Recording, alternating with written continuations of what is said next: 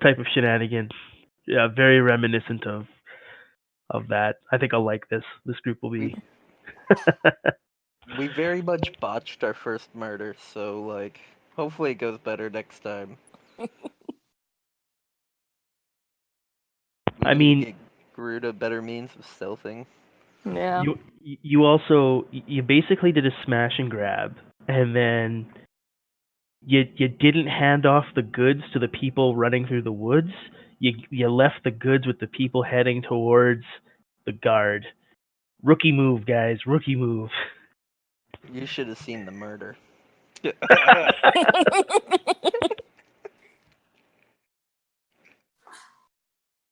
It sounds like some sort of epic chase. And I don't know. Sounds like the guy really wanted to live. Well, he caught us immediately and became immediately suspicious. So we were like pretending I was being beat up. It was just nutty. It was a and then we had to chase him down. It was crazy. And then we had some really good slash bad attack rolls, meaning that people actually did get beat up by each other. Yeah. Oh man. Yeah. Very interested to see how I'm gonna intersect in this situation right now. All right, so you hear some noise coming from the lobby, essentially, of the police station, as it were, the guard station. And a voice familiar to Aphra and Jenna, kind of confident, little deep, kind of battered a bit. It says, "All right, so it's pretty late, but." I received word that individuals in my employ were attacked, and you recognize the voice as being that of Primewater. Oh. This guy right here. Mm-hmm.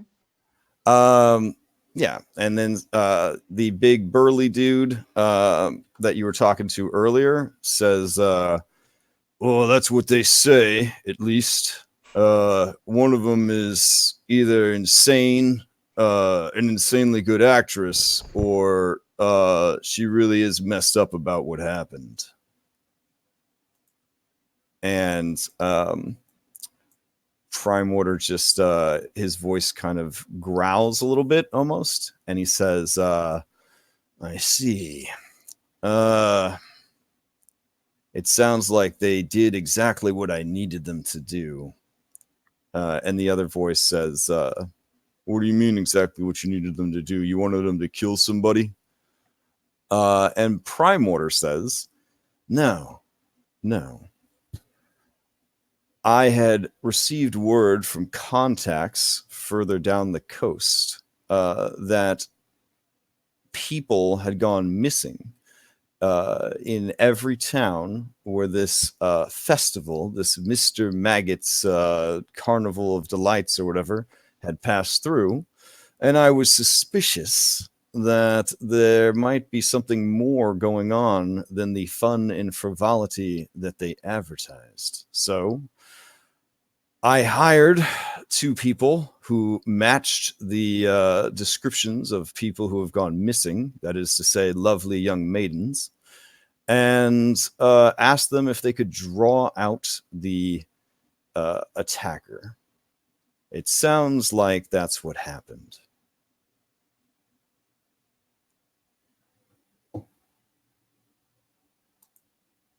All right. So, the voices get a little bit quieter at that point. Do you guys want to attempt a perception check to listen in, or do you call out, or do you just wait and see what happens? On perception, just to listen. Okay. Jenna's just playing the act. Just really in the role. Method acting. Gotcha.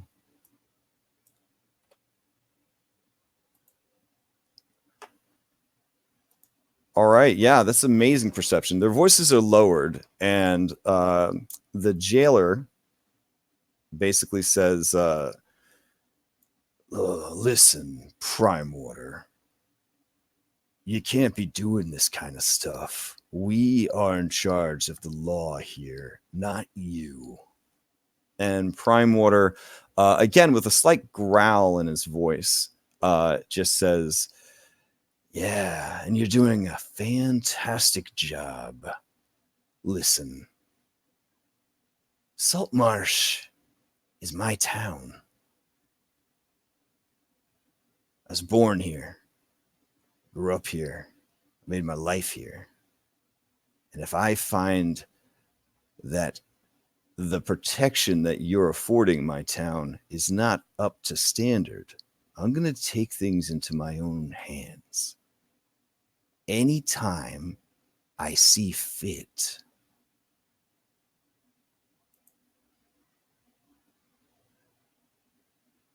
And you hear the Craddock guy kind of swallow a bit. And he says, well, we sent for Eleander, and he's on his way.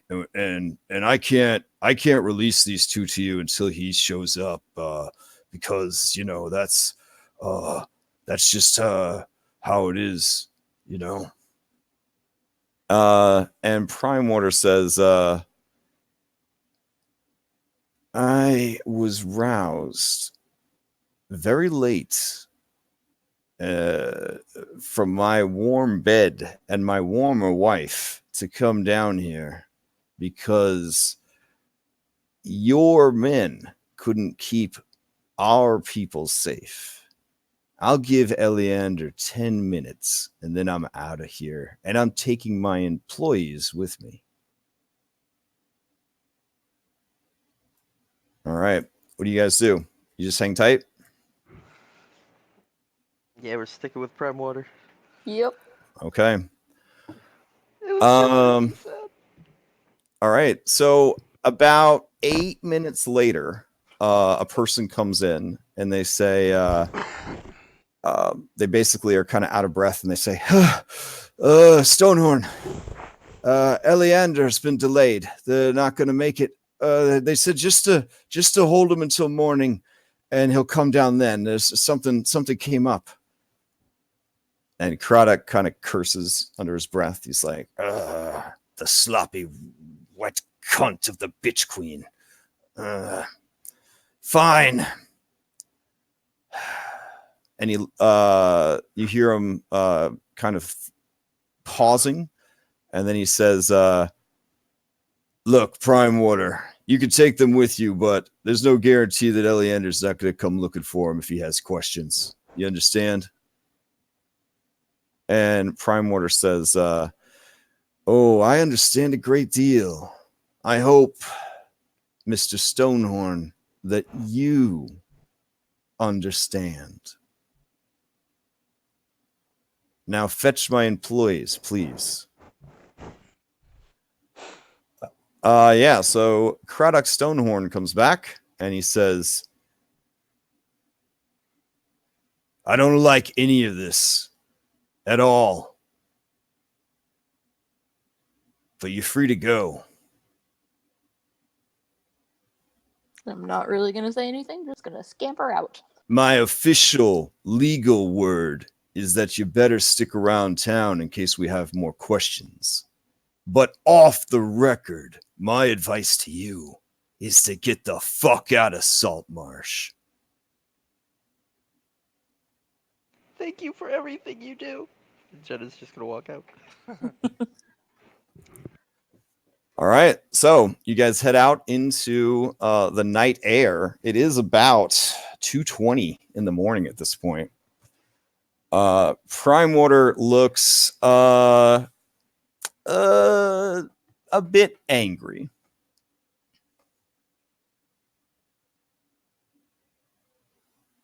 I'm not going to poke the bear. I'm going to keep to myself. He can talk first. Okay. He basically says, well, in order to keep us all honest, I guess you are my employees then? I'll look at Jenna and I'll shrug and I'll say, sure. Yeah, I Jenna see. just nods. There was that business with the house.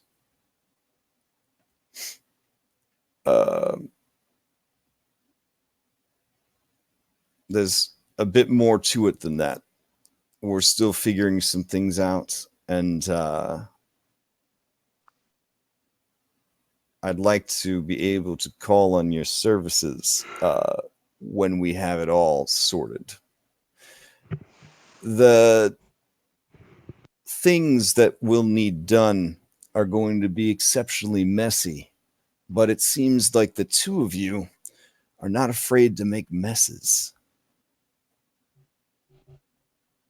Yeah, and I'll- it's like I'm assuming we're like walking out of. Oh, yeah. You're out of earshot at this point. Yeah. And as soon as like we're away from the guards, Jenna like composes herself immediately, you know, and Mhm. she's like, "Yes, I think we'll be just the right people for the job." Aphra's got a winning smile. Mm-hmm. Well, I'm going to get some sleep. I suggest you do the same, and I suggest you do it in a place where Eleander's guards won't be able to find you very easily. Okay. Do they tend to go by the empty net? We were staying there. I mean, that's kind of the place to look for shady types, but they also pay a pretty decent amount of money to be the kind of place that gets forgotten about when they're looking for shady types. So, yeah, you'd probably stand a pretty good chance going there. That's good. All right. Let's go. All right. So you guys head on over to the empty net. At this point, can I assume you all sort of converge at the empty net? Yeah. Okay. Yeah, we also have the date with the gunsmith. A gunsmith at empty net, so this is perfect. Okay. Works out perfectly. So you arrive at the empty nets, and Krebshanker is there conducting business. It is late. The fighting pits, as such as it were, have kind of been shut down, and it's more like quiet drinking, gambling.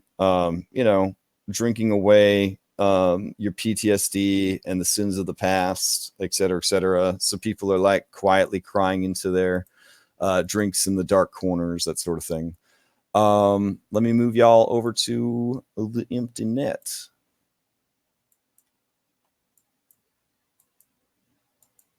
All right. So let me grab your other adventurers who are also at the empty net. And then let me grab Dude Bro, who is the gunsmith dude. All right. And let's see.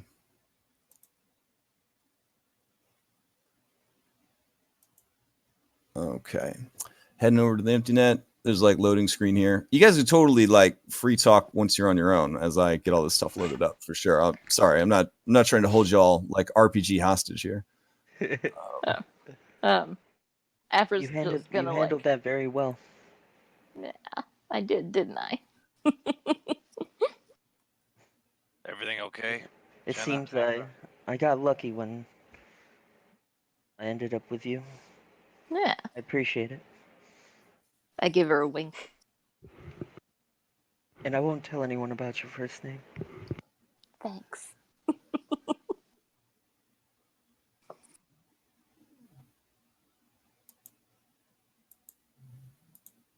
All right.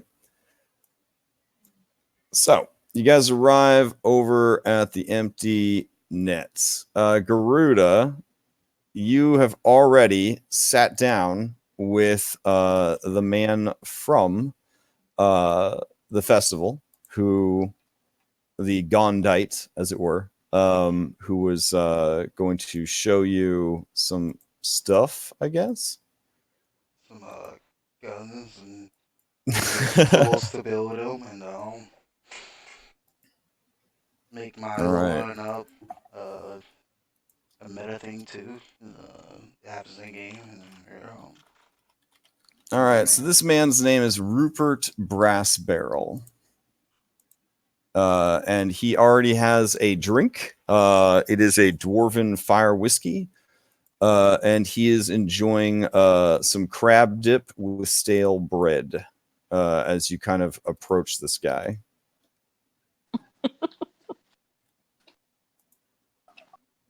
All right.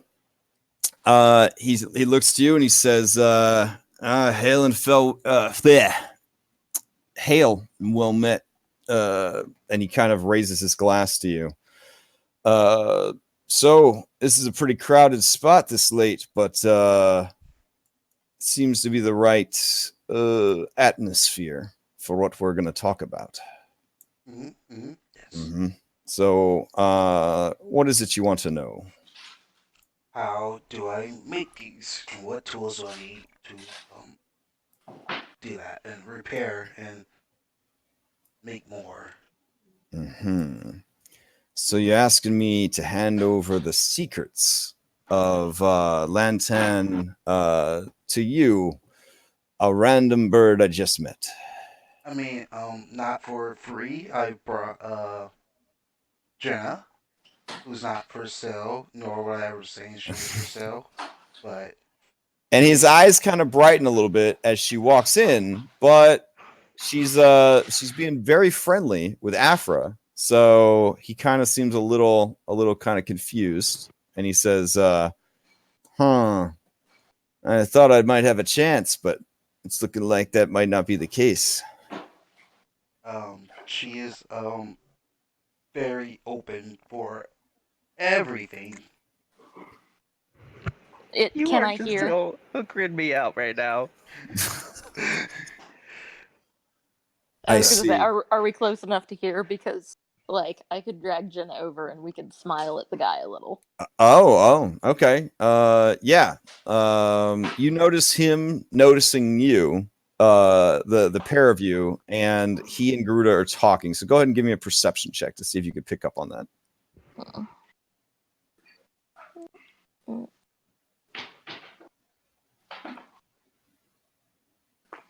Yeah. Even over the din, you did make out a bit of what he was saying and kind of get the gist of it. That he had interest in Jenna. He seems to think that you and Jenna are together. And that waning interest is going to be impacting his dealings with Garuda. Again, I can't promise anything will happen, but I hope they help I want to me. see if I see as well. I don't see well though. Well, at this point with me seeing, I would kind of drag Jenna over. Oh, the second Yeah. Jenna sees him, she's gonna run and it's gonna be like, "It's you, the boom guy. You do the things. You're so fascinating." Yeah. Okay. Yeah. So go ahead and give me a persuasion check.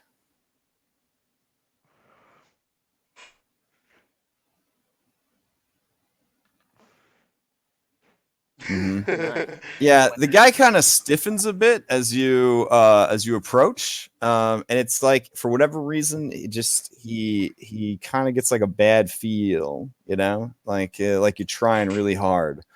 He kind of looks over to you, Garuda, and he says, "Look, I left Lantan a long time ago, and I'm just a guy who's traveling and he's trying to make some money. I'm willing to tell you what you need to know, but I don't know if you're going to be able to pick it up all that quick.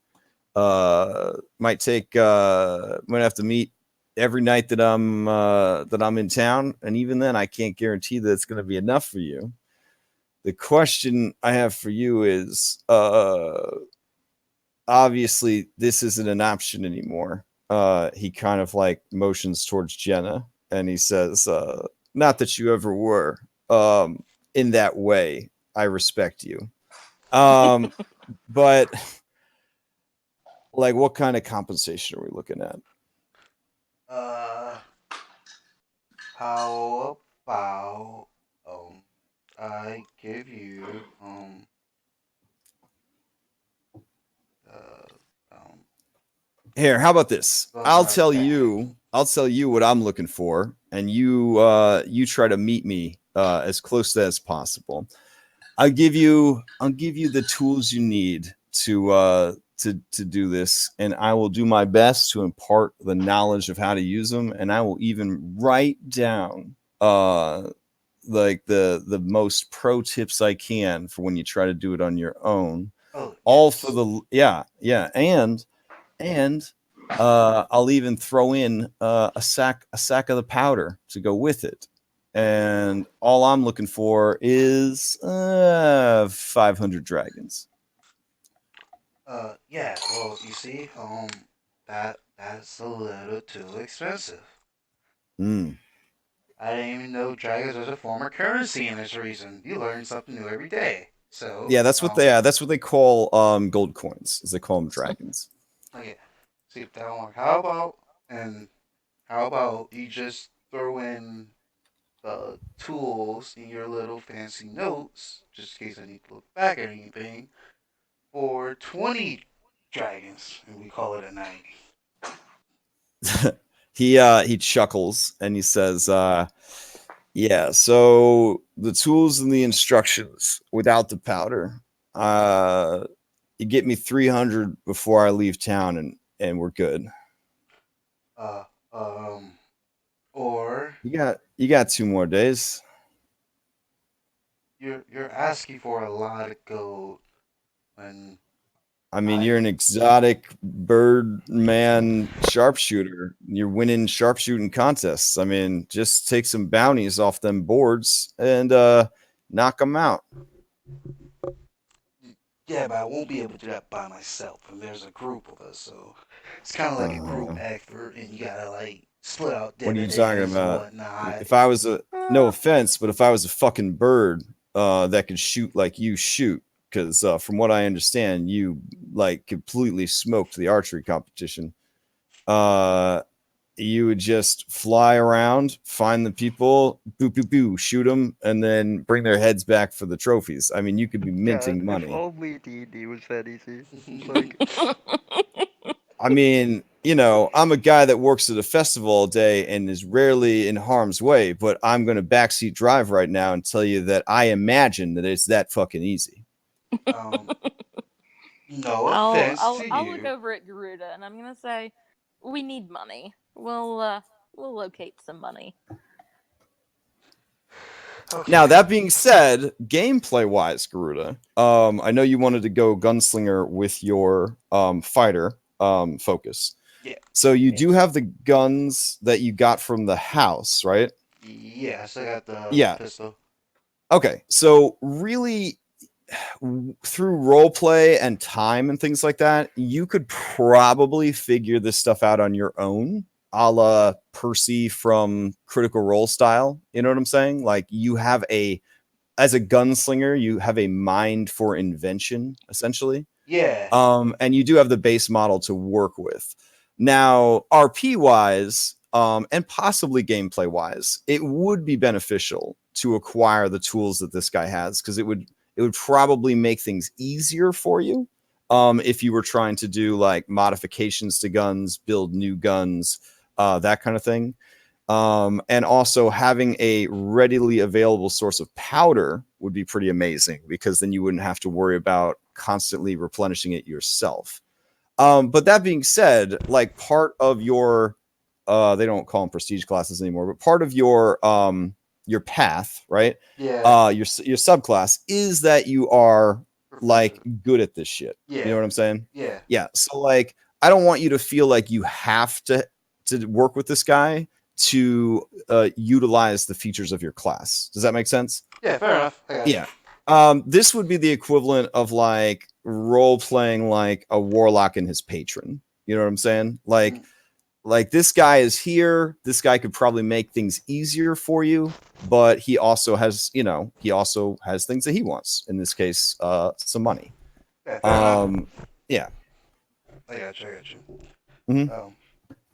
I would tell this dude that oh, fuck. I'll see what I can do then. Gosh, you're making this really difficult for me right now. I don't like difficult things. Now I have to think. Oh gosh. Would you believe me? And he takes a sip from his whiskey. If I told you that Gon's got a plan for all that, that someday technology is going to replace even magic as far as making our lives easier. I'm talking about 100% burst out laughing. I'm talking about you can laugh, pretty small woman, but I'm talking about a world that has been promised, that is an inevitability. It is a world where machines do all of the work and people just relax and watch funny plays and read books and have leisure all day with no worries. So what? You think that we're just all gonna sit around watching like cats play? Oh, that would be like we're gonna yeah. be happy? Mm-hmm, That's mm-hmm. ridiculous. Well, hey Jenna, where's Wally at? to each their own. He's right here. All right, I got to get back to it. So I got to see how things went for my buddy. He was pretty sure he was going to get lucky tonight. So I'm gonna see how that went for him. Question, real quick. Yeah. Before you leave, do you have like a notebook or anything with all the information, or? Oh, so we're playing in a game where the DM allows everybody to take a feat at first level. So I took Keen Mind. He points to his forehead. Oh, smart boy, smart boy. Yeah. Probably should did that too. Yeah. All right. It's been a good evening. I'll see ya. And he goes and he pays his tab to Tits McGee and he heads out. All right. Now, Alvis, you see the turtle, the bird, and the other individuals that Shanker told you about. And they sit down and they kind of meet with this individual who is very strange looking, very steampunk looking, and the guy leaves. And at that point, sort of the sliminess that is Crubshanker kind of slithers on up next to you, and he says, "Hey, so yeah, those are the ones I was telling you about." I'm just saying, I don't know where you're pulling all your funds from, but if you're looking to replenish, from what I could tell, these are going to be some movers and shakers. Huh? I kind of like raise an eyebrow at the motley crew that he's pointing out. Having never seen a turtle before, I've seen a turtle, but not a turtle. It's just like, intriguing. Yeah, I'm not one to put people's business out there, at least not for free, but I am going to tell you that you better watch your back around them, because as strong as they are, they also seem a bit wild, you know what I'm saying? But like, if you're looking for people that maybe don't ask questions, these might be your people, eh? And he gives you like a big smile. I'll kind of nod and I like those who have a professional disinterest in asking questions. Yeah. And of course, your buddy Shanker would never ask for any sort of headhunting fee or anything. But if things work out well for you and you'd like to donate at some point in the future to the Empty Net Restoration Fund for Redheaded Orphans, please remember this act of generosity that was visited upon you this night. I'll nod and I'll say, well, any good fortune I enjoy with them may find itself revisited in some manner on you. As I kind of like clap him on the chest and press 2 gold coins. Oh, okay. Let me see.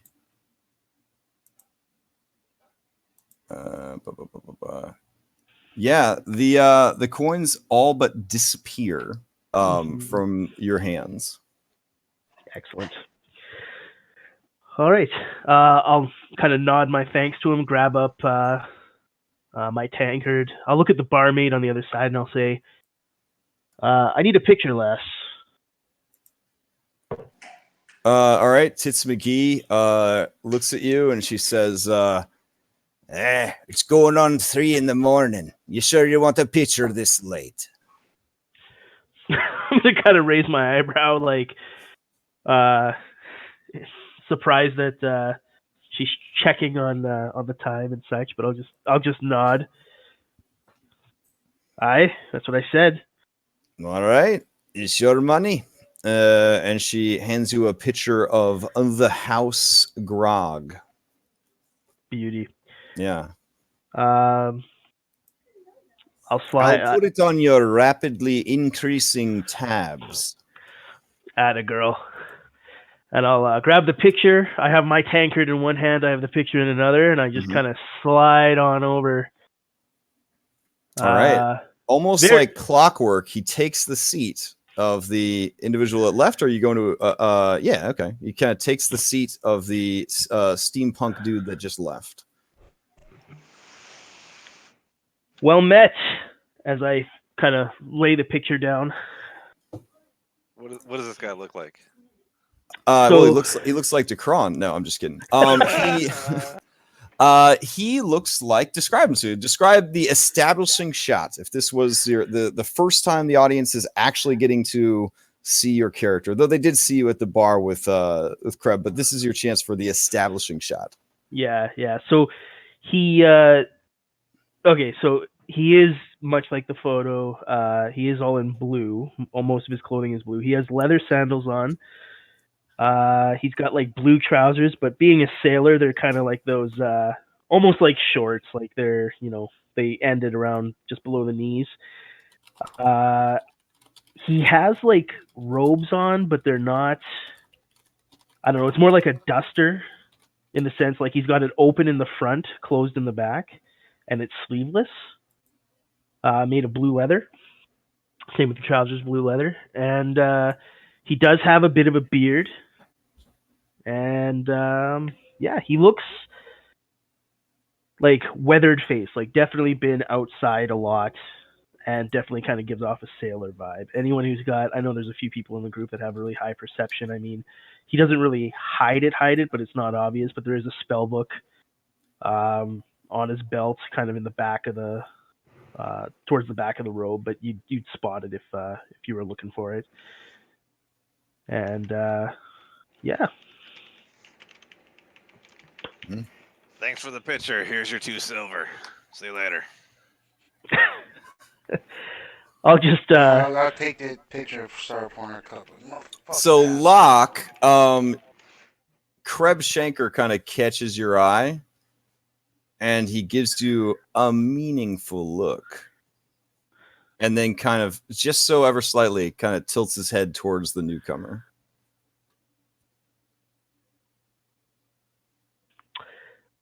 I'll take the silver that was offered. I'll just casually take that, like, yep, and I'll just nod and say, so, I hear your crew possibly looking for another member. I'm gonna look over at Jenna. I'm gonna say, Jenna's just kind of no. like staring. I'm sorry. Jenna's just kind of like staring at him, and like she's really just trying to get a read on him.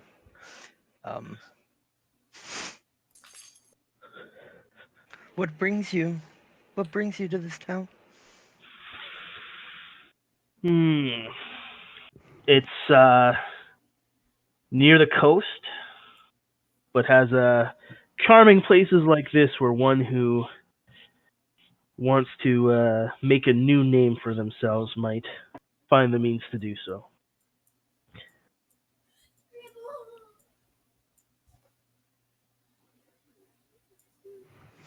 So you're looking for work? I must say, we get our hands pretty dirty. I'm not sure if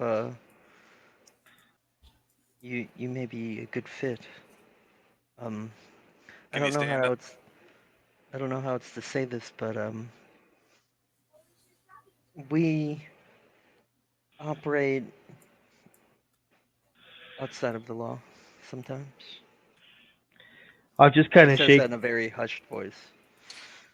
Yeah, he kind of like shakes his head in a almost like an amused manner, and he goes, "Ah, yes, laws, rules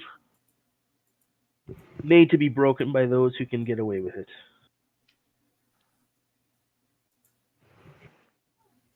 You'll not have any issues with me for uh, the type of What work that might require discretion." In a lower voice, Locke just looks at him and says, "Have you ever killed anybody?" I look at Locke and I'll just kind of, uh, yes, yes, I served for several decades on a ship of ill repute. ill repute? We were traders in the sense that we would secure the cargo of I mean, other I'm ships. not an idiot. On a ship of ill repute, you are a pirate, I'm assuming. Yes, the captain was a pirate. This is true. What type of things do you do? What can you bring to us? Well, I'm a sailor by trade. I do have limited ability with magics, With and magics? I Are you a wizard? And when Jenna says that, she eyes you very, very, Greedily. very eerily. yes, I do dabble in the arcane, I'm and gonna pat I Jenna's arm and I'm gonna say, one wizard's enough for tonight. Never mind that. I also possess one quality that I'm led to believe would be very valuable to you all. Do you make firearms? Is that please let me make firearms? Tell me that. Moral ambiguity. Fuck.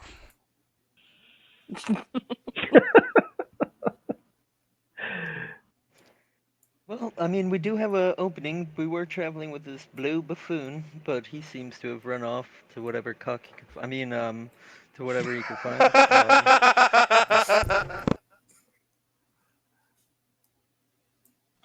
There's something about you.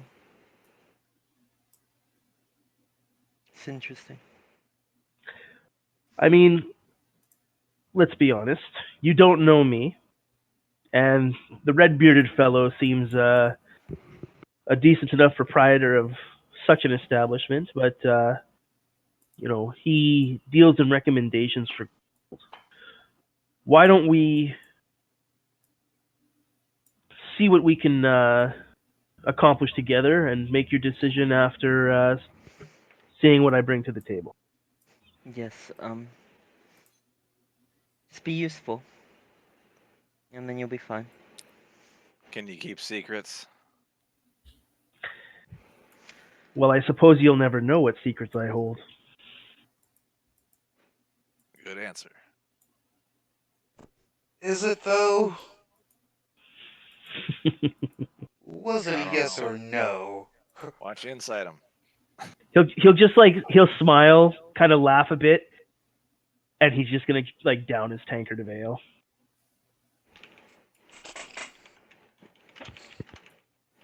All right. Can you go ahead and give me a deception check, Alvis? I got a 20 or 18 naturally on insight. Yeah.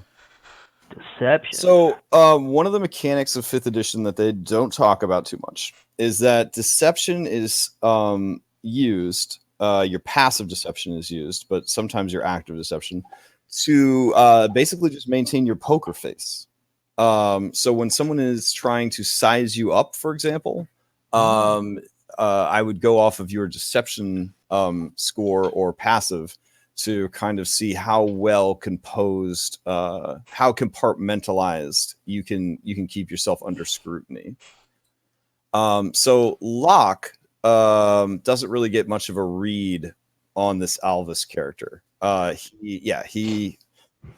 He appears, as he says, a former sailor who is willing to operate far outside of the rules.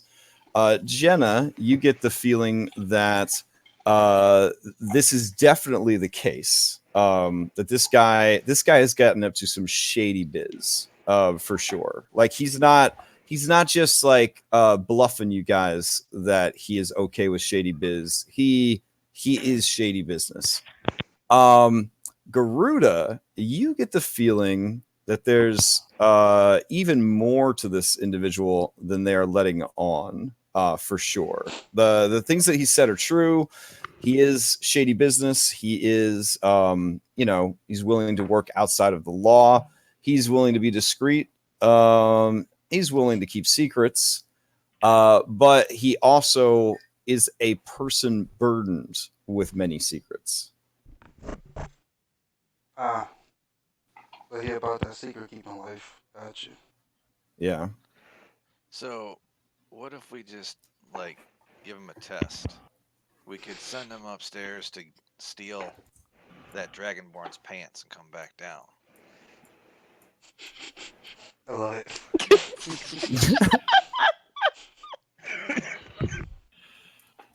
That's gonna be especially challenging considering all the animals. Yeah. That's true. There's a menagerie going That on. makes it even better.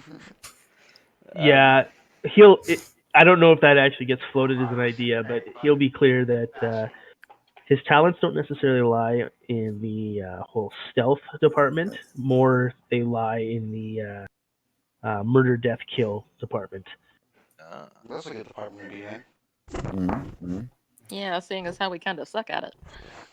Do you want me to put you guys onto the quest board real quick so you could refresh in your memories what quests are currently available, or has somebody already screenshotted that for later? Or We screenshotted. Oh, I think we posted it in the old strategy okay, chat. yeah. Here, I'll move you guys back over to the quest board real quick. So we do have a Calvin's burial is over, so let me get that one out of here. Bloop. And let me add the Gnolls one because that one is still up and running. Is there a quest that gives us like 1,000 gold each? That would be probably killing an adult dragon. Which I am down if you are down. Jenna's not down. Yeah, there are 2 adult dragons in the area three adult dragons in the area that I know of. So if you would like to go fight them, I will 100% support your decision. Crash, I appreciate your support. Yeah. You can ask anybody. I am all about player agency. So Jenna's gonna look at Locke and she's gonna be like, did the goblet have anything that he wanted us to do? I'd like to meet with him again. Well, I mean, we can't meet with him.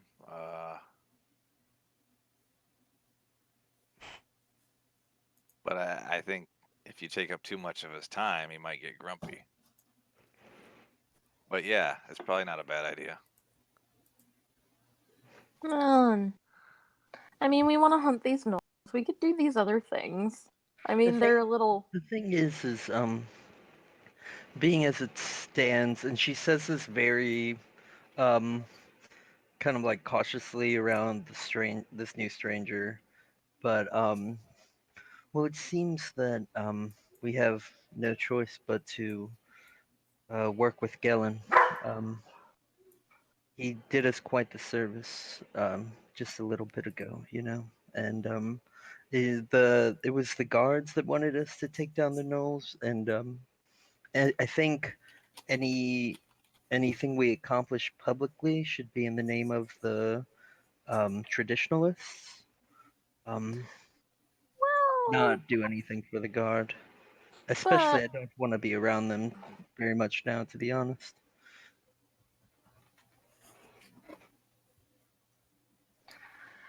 I mean, we could scoop them for prime water.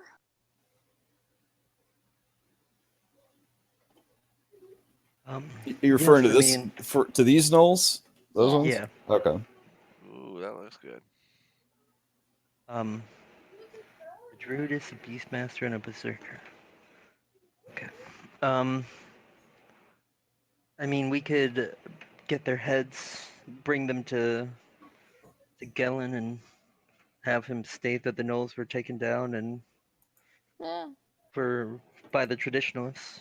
yeah, I think so. I Mm. think we could do that. I'm sure it would be he would probably appreciate us being forward with him from now on after what he did for us.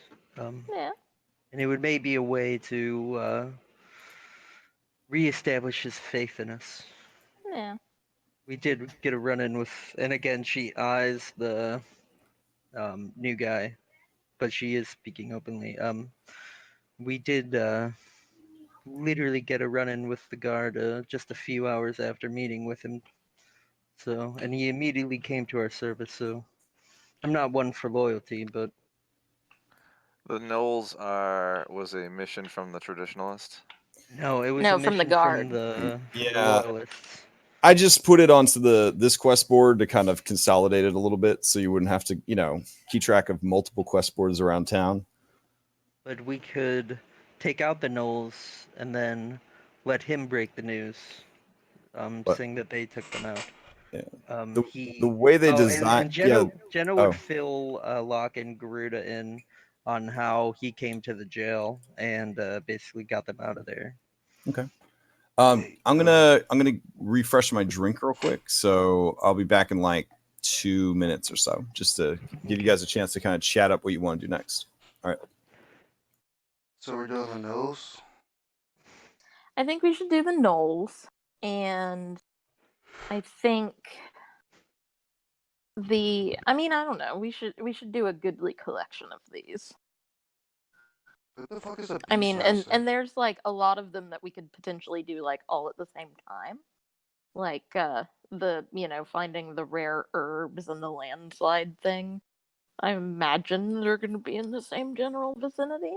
We do that thing in video games where you take 4 quests that's all in the same area, you just do them all. I mean, it's pretty efficient. We need money. Yeah, and I'm sure we'll be able to get them all.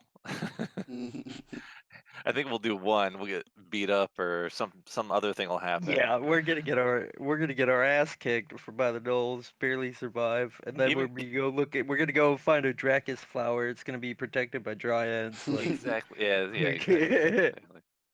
Is there a Bishop here? No, he had a family emergency. Oh, okay. Yeah. No, but I think I mean there's also like no harm in saying we can try to do these things and then failing. That way we As long as failure comes with retreat and not death. well, no, yeah, that's what I was implying. I like the idea of We tried to killing the do it, we gnolls didn't and like it. Yeah. Yeah, no, I like killing gnolls too. bring the You gnoll heads don't- back and give them to.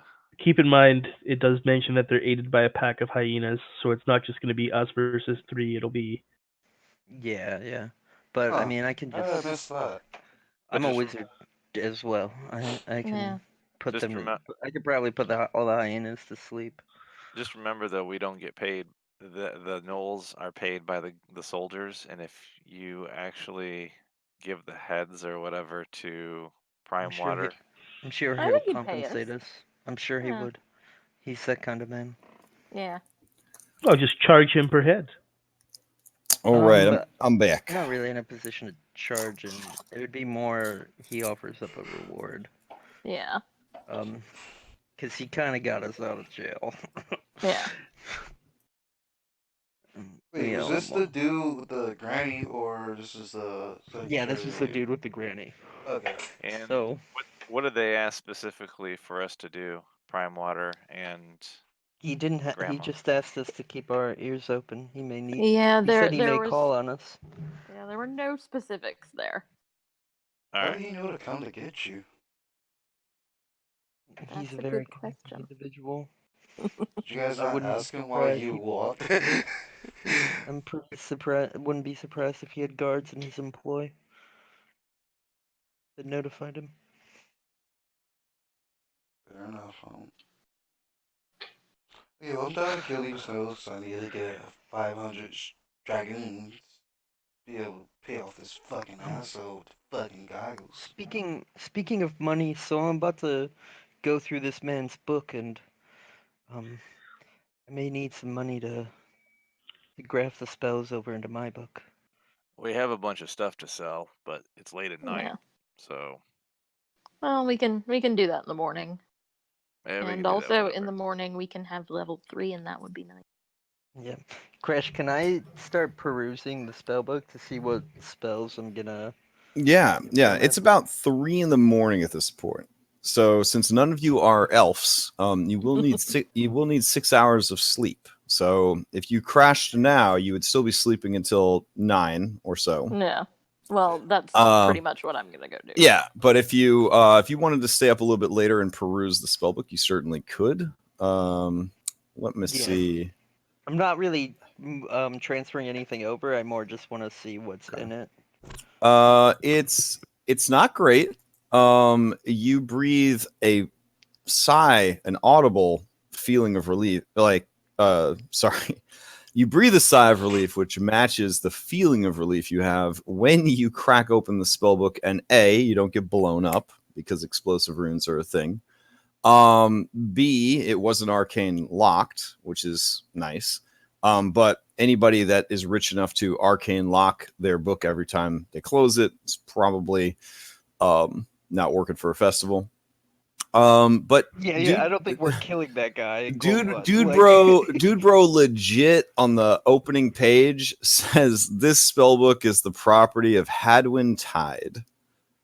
So if they had searched your belongings, if your performance hadn't been such that no one wanted to get near you because of all the snot bubbles and the runny mascara and everything else, which is their state, which is something they should have done. They should have they were going to. yeah, no, it was. I was like getting ready to, and you were just blubbering and just being this quivering mass of like sadness or whatever, and they were just so kind of off put by that, that they were kind of just like, we have plenty of time, we'll settle this later, kind of thing. But yeah, you realize like, oh my god, if they had opened this, this up, there would have been very hard to be like, why do you have this man's book? But you also, at that same time, realize you have this man's book. And this man has now been reported as murdered, essentially. So this is a extremely hot item to have in your possession. So let me send you over the info for the spellbook of Hadwin Tide. Do you just want it in the treasure thing with everybody else, or do you want it secretly? You can put it in. All right, I'll just put it. Oh, secret message. Okay. Let's see. Come on, Discord. There you go. All right, so here we go.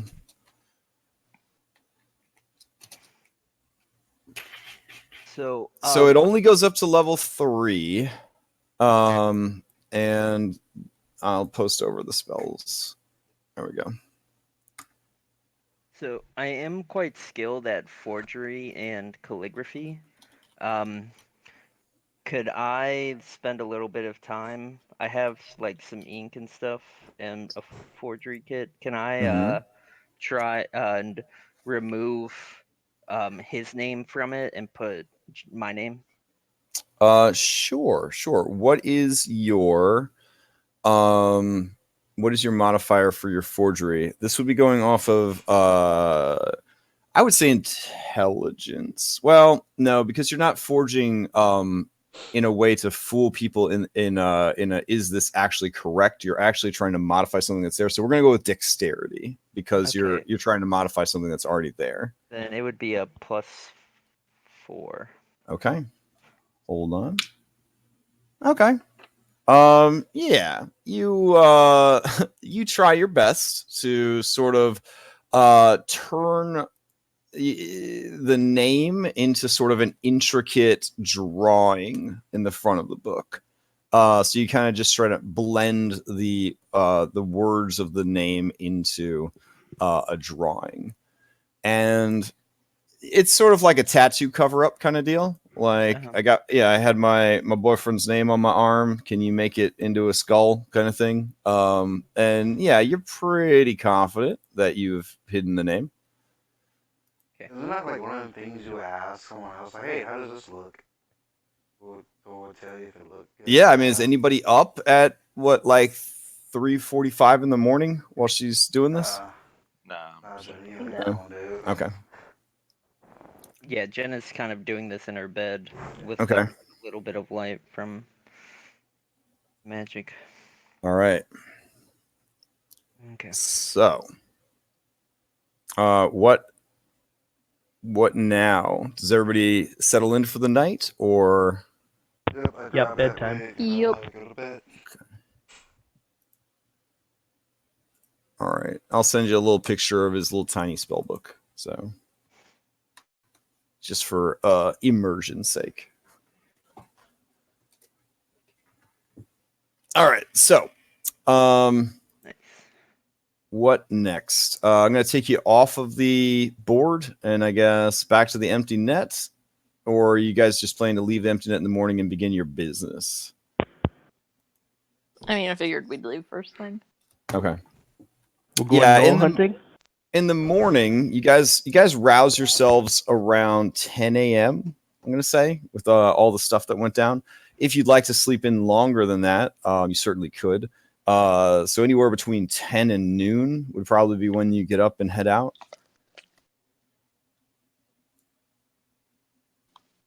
Yeah, that sounds good to me. All right. So Vesh is refreshed and basically says to you guys, oh man, how do you do a British Dragonborn if you can't even do a British accent? Vesh just says, so I suppose you had a pretty interesting night last night then? That wasn't too bad, actually. No, we just we went to bed early. I don't right really after care you that did. much. So if we're going to stay in this town and work together, we need to be actually doing some work then. Well, let's go hunt some gnolls. Unless you want to go talk to some of these other people. Is that what we're on about then? Hunting gnolls? Bitch, how'd you sleep last night? I like snicker because he had all the animals on him. Well, God, I slept quite soundly. It is always good to rest after being bested by a strong opponent. It helps you learn your limitations and areas of improvement. But you keep falling unconscious. We rely on you. You can rely on me to fall unconscious instead of you. All right. That's how it's done. Good plan. Can I rely on you then, Tortle, to pick me back up each time? Of course. And just like that, we're all friends. All right. Crash, one more question. I'm sorry, Sure. spellbooks are confusing. Can I prepare a spell from another wizard's spellbook if I have the spellbook with me when I prepare my spells for the day? You can have as many spellbooks as you want. Again, they don't attune normally to people. The whole copying it into your spellbook thing is most places that sell magic, they sell you the scroll. So the scroll, earlier I said, oh, it disappears. The scroll disappears if you copy it into a spell book. So a scroll can be cast once and then disappears, or it can be transcribed into a spell book and it disappears.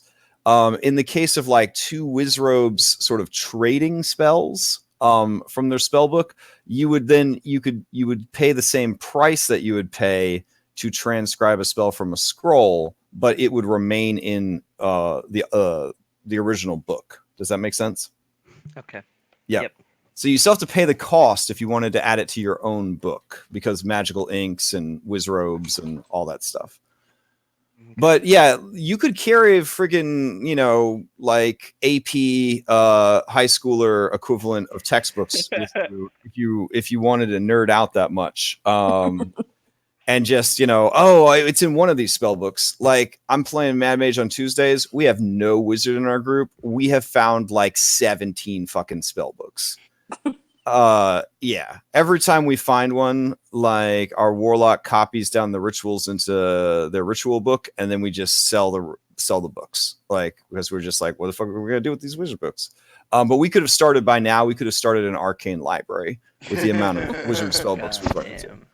Yeah. Okay. That's always how it is. Anytime there's not a wizard around, you're tripping over spell books. Yeah.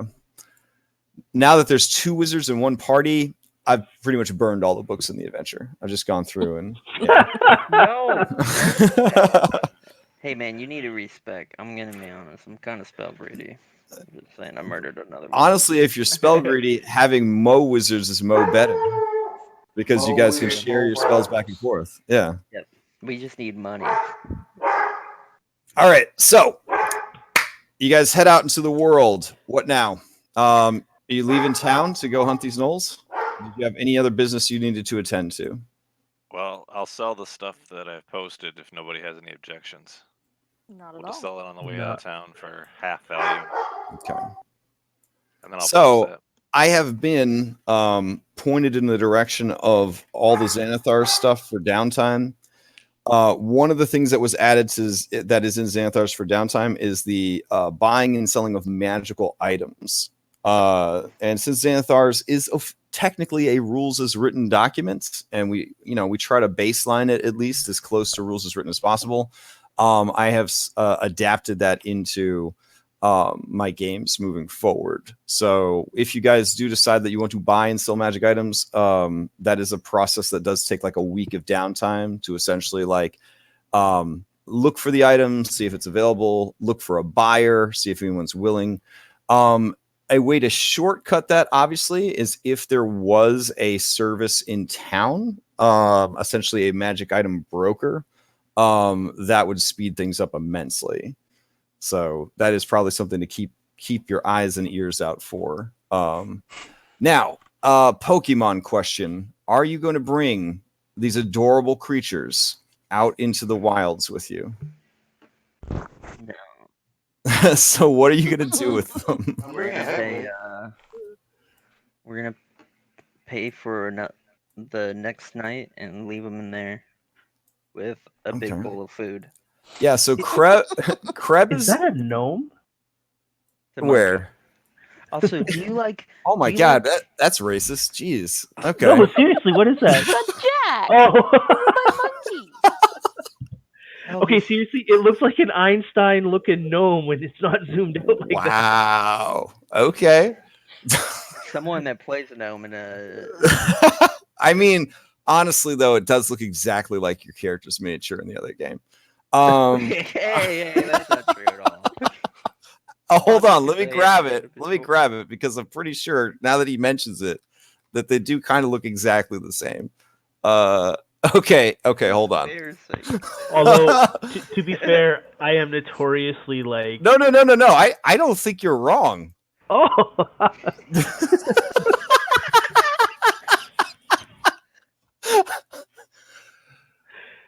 Oh, man. Yeah. So upper management needs you to point out the differences between these two miniatures.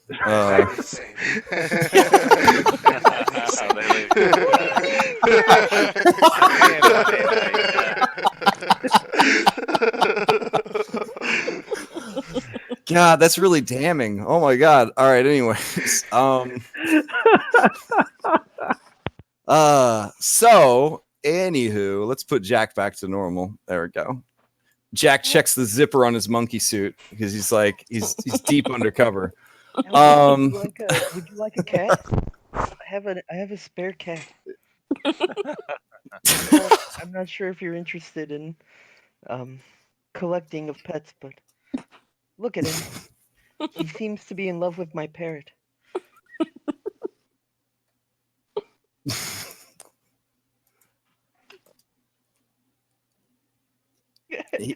All right. I mean, he looks like an old cat man. He does. He looks like a cat. Yeah, person. Alvis, you look at the cat and the parrot who are obviously in love, and they stop looking into each other's eyes long enough to look at you. It's a weird day for sure. Yeah, this is. I mean, this is a group of odd characters. I'm just taking it in stride. All right, so this young man, he is a teenage human, Chandathan. He apparently runs the establishment during the off hours. He is all of like 14, maybe 15 years old. He has sort of the same demeanor as his employer, always smiling, but the smile doesn't actually reach his very cold blue eyes, which always seem to be taking in everything around him. If he had a feat at first level, it would probably be the observant feat. And anyways, he basically gives you guys your breakfast, which is terrible. It is a very dry, very lumpy. Prestidigitation's everyone's food. Yeah, but it is very dry, very lumpy oatmeal with raisins in it. So just the worst breakfast you could possibly Doesn't have. sound bad, and I'm hungry. Yeah, and raisins are your options are your options for God, breakfast you guys are so are grog and Just grog. yeah, grog or water. Those are your options. If you want anything else that's extra, he explains to you. I will take grog. I don't trust the water. I mean, grog is just that's the morning drink, right? Yeah. Yep. Alvis takes grog. All right. He doesn't touch the oatmeal. So the kid whose name is Tyweir, Tyweir says, so you're wanting another night in the double then? Yes. You're not planning to leave your big dragon person and your animals again, are you? just the animals. Yes. We'll The pay animals, for you to watch out. We'll pay for you to watch over them. Oh yeah? And, yeah, Jenna hands him a gold piece. And says, please make sure they don't get put in any evening stew. I'll watch them real close. They'll be right where you left them. And he pockets the coin pretty well. I don't think with anybody's passive perception they see the coin disappear. What's the? I mean, 16. Nope. Okay. All right. So yeah, you guys. It is flipping. I'm gonna say noon, right? At this point. You lazy bums. What are you gonna get up to? You're heading out of town, or do you have any last business that you need to take care of in town? did you guys want to buy that whale humanoid thing? Oh, asshole. Yeah, dude, we do want to buy asshole. Perhaps we should buy him after the hyenas. Yeah. I mean, you can't really afford them right now. Yeah. All right. So I will move your sweet babies into this inn. I will grab. I'm sorry. I'll grab your minis, and you, for now, will head back to the map page. All right. So Time to head on out of town. According to the advert, they are pillaging people along the roads. Did you want to do any sort of an investigation into this contract to find out more? Or are you going to wander the wilds around Saltmarsh hoping to run into the three gnolls? Well, it said north on the King's Road, right? Mm. Okay. So I think maybe heading that way, and if we can maybe not look as obviously armed. I don't know what everyone else is wielding or anything like that, but it seems like they're attacking travelers. Okay. Yeah. Yeah. So the King's Road sort of hugs the basically it hugs the fens, like the salty marshes that give the area its name, which would be on your left, aka the western side of the road. And then on the right is just scruffy grassland. Nothing really to write home about. Just not like pretty like grasslands. Just kind of like gross, like it's a field in Florida kind of situation. Yeah, it's just kind of, yeah. But eventually the King's Road does meet up with the Trade Way, and the Trade Way is a pretty big, well-established trade road. It runs, as you can see, all the way from Dragonspear Castle, which is south and east, located right along the edge of the High Moor. Pro tip, don't go into the High Moor if you don't have to. Yeah, I lost a lot of good friends in the High Moor. Anyways, so that goes to Daggerford to the north, and then from Daggerford it travels up to Waterdeep, and then from Waterdeep it travels up to Thornhold, and then it basically from there, from Waterdeep, it becomes known more as the High Road, and that is where it kind of runs the length of the Sword Coast, all the way up through Helmshold, Neverwinter, and Luskin. So there you go. You're just going to kind of chill on the road there, making your way, looking for signs of attack and that sort of thing. All right. Yep. Cool. Okay. So, Once we're on the road, actually, Crash, before I take this potential action, in the Discord, I sent you the note on my familiar. Yep. This would be a perfect example of when I might actually bring her forth in order to Sure. scout and just let me know if she sees any figures that I are, was thinking to myself, I was like, oh God, we need some more Pokemon in this campaign. So hold on. That's right. Gotta catch them all. Got to catch them all. Now Pokemon. Wally can have a scouting partner. Yeah. All right. So, here's how I run familiars, Larionis. You can have the stats of a quote unquote arcane familiar, which is to say a flying snake, because of all the basic bitch familiars, flying snake is the best, or the specific stats of whatever animal form you are summoning. So I'm going to go grab out of my Crashia monster manual that I've made, which is just a Roll20 server where all my miniatures and stuff live.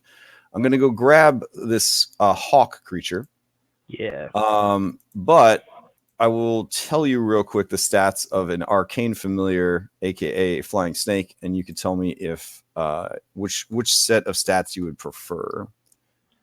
So the familiar arcane is a tiny beast. It has an armor class of 14. It has 5 hit points. It has a speed of 30, a flight of 60, and a swim of 30. It has blind sight 10 feet, and it has the flyby attack, which is to say it doesn't provoke opportunity attacks when it flies out of an enemy's reach. And it also has it doesn't because it's a familiar, but it would have a bite if it wasn't a familiar. So you could see that Flying Snake is a pretty pimp. It's pretty pimp. That being said, a hawk does serve different purposes. So a hawk has Let's see. Less armor class, significantly less hit points, can't swim, but it does have keen sight. So that is the difference there. It has advantage on perception checks that involve sight. So do you want it to be a true hawk, or do you just want it to look like a hawk but have the stats of a arcane familiar? It'll be a true hawk. For Alvis, Okay. it's actually selected as part of his religious background as well. All right, sweet. So let me duplicate this and give you a copy of it. What is the name of this familiar? Oh gosh. Oh gosh. Arabeth. Arabeth, okay.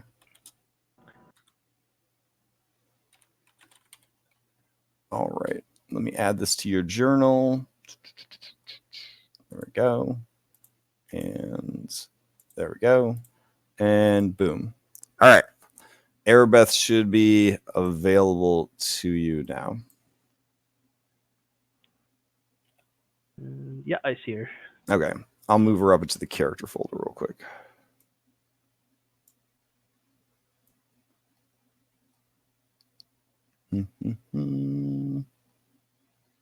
Man, there it is. Nope, still going.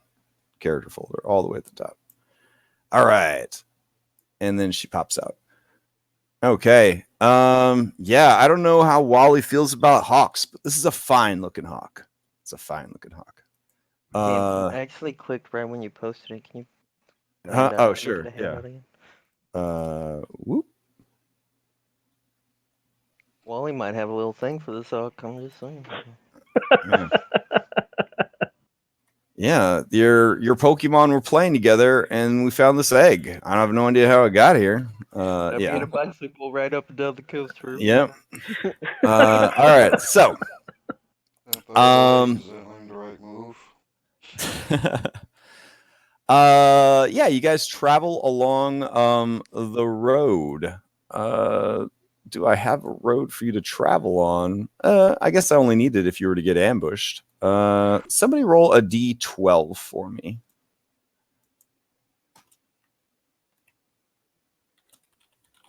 All right.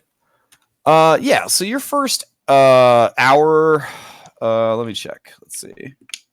Your first 3 hours outside of town, you just walk along the road and you move at a general pace of about 3 miles an hour, because you're also stopping to kind of look around and stuff like that. So you guys are about 9 miles outside of town at this point. You haven't encountered gnolls, but you have encountered travelers who are heading to Saltmarsh. And so some of them, they're passing. Some have wagons. Some have ox-pulled carts. Some are just traveling in groups. Mostly humans. Some halflings. There are dwarves as well. You see the occasional like spicy pepperoni, but for the most part, it kind of falls into those 3 particular groups of races. Do you wish to stop any of them or interact with any of them, or are you just going to kind of keep walking the road? I mean, I'm gonna stop somebody and just say, have Okay. you seen any gnolls around here? Heard about any gnolls? Anything Okay. suspicious in any areas? All right. Yeah. So they kind of look you up and down. And it looks like they're really putting some thought into it before their answer. And this is just sort of I'm going to say you pulled over like an ox-driven cart, and there's like an old man in the cart, and he's got his younger like granddaughter type person with him. Granddaughter's maybe like 17, 18. He's in like his 60s or whatever. She's got a little sun hat on. He's got a little bit of sunburn on his bald head. Both appear to be Eluskin humans, so like paler complexion humans. And he kind of screws up his wrinkly face and his bushy brows, and he says, "Hey, you're looking for gnolls?" Yeah. Oh, if you don't mind me asking, why? There's a bounty. We need some money. Oh, I see. There's a bounty. Ah, trying to make it rich, huh? You know it. He turns to the young woman, and the young woman kind of looks at him, and she says, we didn't see any, but is that something we should have been concerned about? Is that something that's happening on the road? Are you adventurers? Why, yes, we are. Thank you for Oh. noticing. So are you available then? Well, if the price is right. Oh, I don't know if the price is right. She kind of leans into her grandfather and whispers. You want to perception that, or Yeah. do you? You let them have their Perception business. Oh, okay. Well, no, I will perception. Oh, okay. Here we go. There it is. Okay. Oh my God, your character is very good at these. Which I don't apparently, understand. yeah. I don't even have expertise in that. You hear the whole conversation. She says, you can sum it up if you wanna. Yeah, basically, it comes down to the Weavers had to abandon their property because of them bugs. And then the Weavers left the area because they couldn't find any help, and so that land, could technically be up for grabs, or they could, if they could find somebody to get rid of the bugs, maybe if these guys are adventurers, we could kind of cut them in on it, kind of thing. And the old man, he kind of chuffs a little bit. And he says, "Ah, yeah." And then he turns to you and he says, "Actually, why don't I park this cart on the side of the road and we talk it out a bit? There's some neighbors of mine. They the Weavers, and how do I put this delicately? They came onto some bad luck. There are these burrowing insects. Have you heard of them? They're called ink eggs. They're normally pretty good for the soil, but they're also super deadly. So a little bit of color of good and a little bit of bad, I guess. But apparently they set up shop under the Weaver's property, and they started breeding, and soon they overran the place. Weavers had to move. They just gave up the farming life. Nobody would buy the property, and they couldn't find anybody to get rid of the ink eggs. So, seeing as how they're pretty close to us, we offered to buy the property from them on the offhand chance that maybe them ink eggs would go away.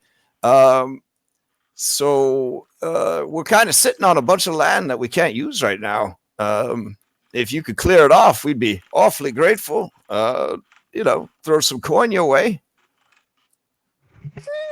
And I have heard that a long time ago, druids would pay a pretty penny for the what do they call that? The shells, the crapapace, the shells that could be used to make druidic armor. Because they have them weird religious beliefs about metal, so they're always looking for alternative ways to do that. Okay, well, how much coin are we talking?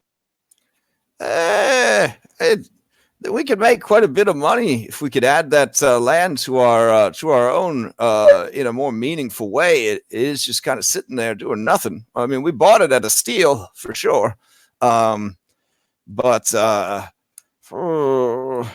maybe I don't know. I'd really have to dig deep, but maybe 200 gold. Well, this How far away is this place? yeah. It's actually not too far. we're maybe 25 miles outside of Saltmarsh. Due east. We're riding to town to check out the festival today. It's gonna be some real nasty weather. Real bad fog tomorrow. So we wanted to get a hold of the. We wanted to enjoy the festival while the weather's good. And then my bones are telling me it's gonna be a bad storm the day after that. Well, this gnoll hunt was gonna net us 300. Yeah, Oh. gold. Do you? I mean, if you can give us a compelling reason to switch focus, we could. Well, it's not like they're going anywhere. If you'd like, you could simply just look us up after you're done with the gnolls. We haven't had any luck finding anyone else to get rid of them. Okay. I mean- Okay. Why don't we just head there now and get it taken care of? You don't really want to see the festival. We were just there. It's really quite boring. I mean, I'll just give very you boring. directions to the Weaver's farm, and then you're welcome to just hang out until we get back. We should be back tomorrow. Okay. I'll look around. What does everybody else want to do? You look up and Naruto never stopped walking. He still kept walking on the trail, not even paying attention off his own world. So Alvis is always up for making more money, so as far as he's concerned, we've got 2 jobs now instead of 1. Well, let's see. Let's do. Oh, well, that was unhelpful. I was gonna see if I thought that would be dangerous. What, ankegs? Yeah. That would be a knowledge nature check. Yeah, and I did not do well on that. Oh, yeah, you don't know what an ankeg is. The guy says there's Yeah. big bugs. I mean, how bad could it be? Yeah. Hey. Clearly, Can they're I not as dangerous as Can I 3 gnolls. try a knowledge nature to see if Oh I know yeah, about them? you probably should know more than I. Yeah, you could certainly try. Are you proficient in it, or are you just making the check? No, I'm just intelligent. Okay.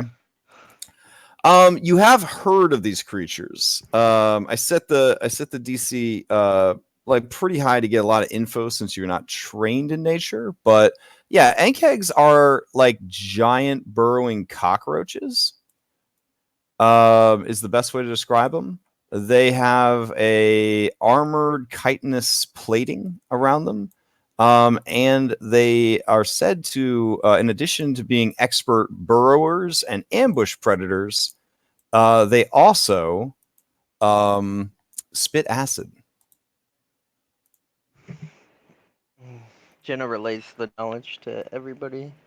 I read Okay. about them once in a book. Speaking of, we should really get our hands on some history books. I need to do some reading. Yeah. But I mean, do you think we could do both today? Well, we could certainly try. I guess we could head towards the Weavers and see if maybe we encounter the gnolls on the way. Seems fair. All right.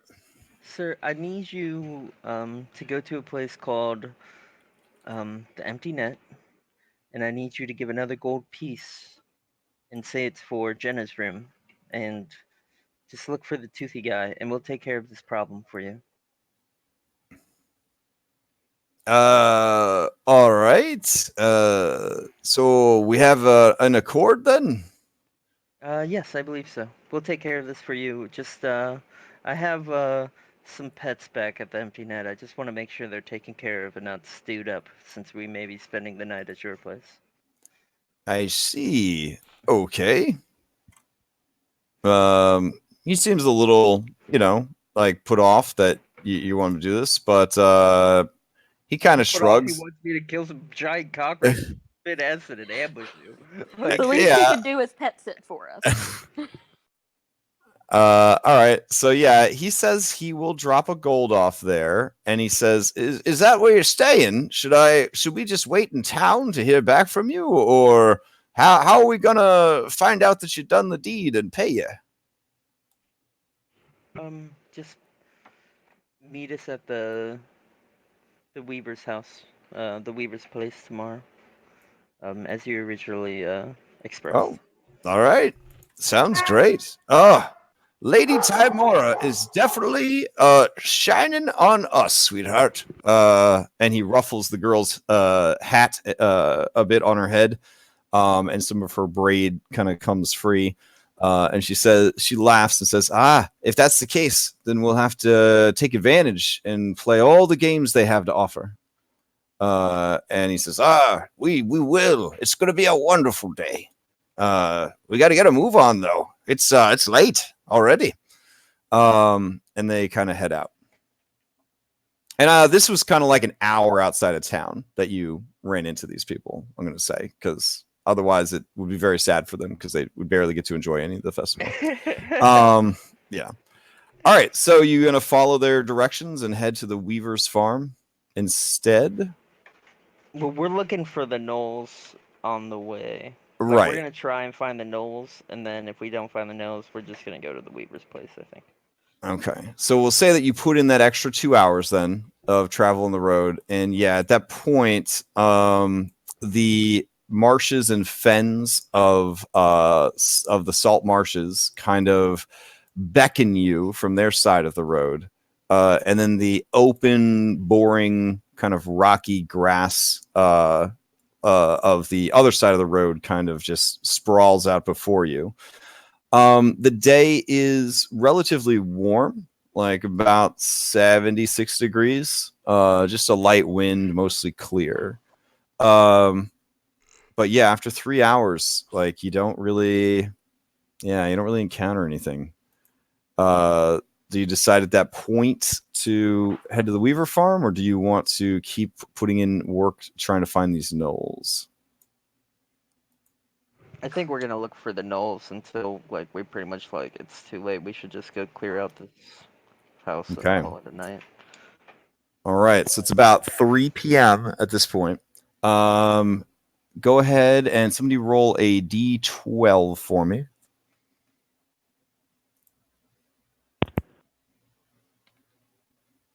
Oh, all right. There you go. Let me grab your miniatures. I can't tell this is a good thing or a bad man, thing. who did that? That was easy. Can't tell this is good or bad. Sometimes what you're looking for finds you. So there you go. A 1 in 12 chance. All right. Let me roll my D3 over here. Okay. So about an hour later, you're walking along this road, which King's Road. Oh, geez, it's way back there. Hold on. Let me drag it closer. I wish there was an easier way to get people from one map to the other than having to drag this goddamn ribbon. I know that ribbon is. Ugh. Especially when there's like a ton of maps in there. Yeah. Just everything about Roll20 is trash. No, that's not nice. Roll20 is great. Oh damn! I think I might be a dick. What do you mean? I think you asked about templates, and I was like, yeah, you got them all, but I just realized you're missing web. Web. All right. What's the dimensions on web? It is here. I'll just post the spell. Did you also take web as your level 2 spell? Sweet. Yeah, you're gonna find I'm gonna take pretty much a lot of area effect control spells. 20-foot cube of web. Yeah, that's an easy one. I don't formally have a template for it, but I usually just use this. If somebody casts web, I just throw that down. I have very bad memories of that. Yeah, somebody spent the entire final boss fight, I believe, trapped in a web. I'll make a cooler one since apparently it's going to see a lot of use. It's a spell that I don't really see a lot of action. Doesn't see a lot of action, but yeah, I don't really like blasty spells. So all right, sweet. Why are there two Garudas, and why is one of them Birdman from Rick and Morty? What? Hold on. Oh, that's awesome. That's bird person. Also, I think. we That's right. We are lacking a Vesh. Oh, right. Yeah. Where did Vesh go? Oh, I didn't see him because he was covered in animals. There we go. All right. All right. So hopefully we don't kill Vesh while Vesh is not here. But you know that's what happens when you don't show up for D&D. Unconscious, yeah. Yeah. All right. So you're making your way along this map. Level to 3. I apologize for the seams. So it's just I don't know. This particular tile set, I have to go back, I think, and do a better cleanup on them because they have like weird seams on them. Some of them do. Anyways, OCD.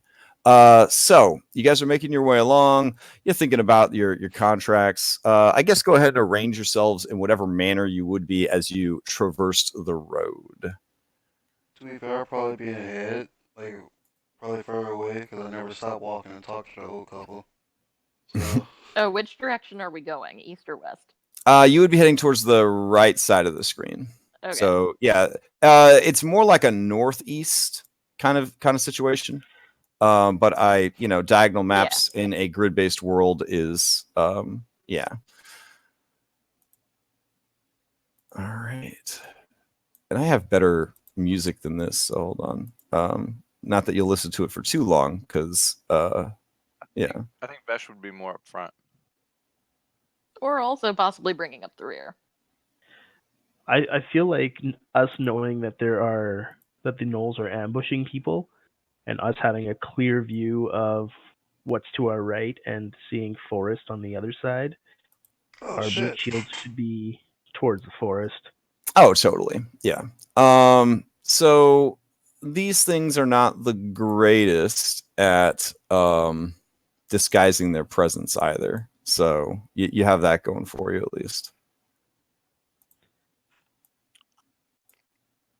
Such soothing Does Locke or music. Garuda notice anything? Yeah. So with a passive of 15, yeah, you would definitely notice. So I found out recently that when it comes to stealth, thanks to this great video that I watched, not a video, a podcast, that stealth, first and foremost, apparently I get to be a tyrannical, power mad, crazy person and decide anytime I want how stealth works. But stealth also works that your passive perception is always your default. So if you have like a passive perception of 20 and I'm like roll a perception check and you get like a 4 somehow, I have to take the 20 anyways, which is kind of interesting. I don't believe it works on any other skill except for perception. But I guess since perception is so vital to your survival, that's the situation on that one. Anyways, I thought that was kind of interesting. So let me try to find these gnolls, spoiler, and toss them out here for you. Because yeah, you hear the hyena-like barking laughter of them bursting forth from the forest. I am going to say that everyone can do an active perception check with advantage to avoid the surprise, because you're looking for them actively. You have a good idea they're going to come out of the woods, etc., etc.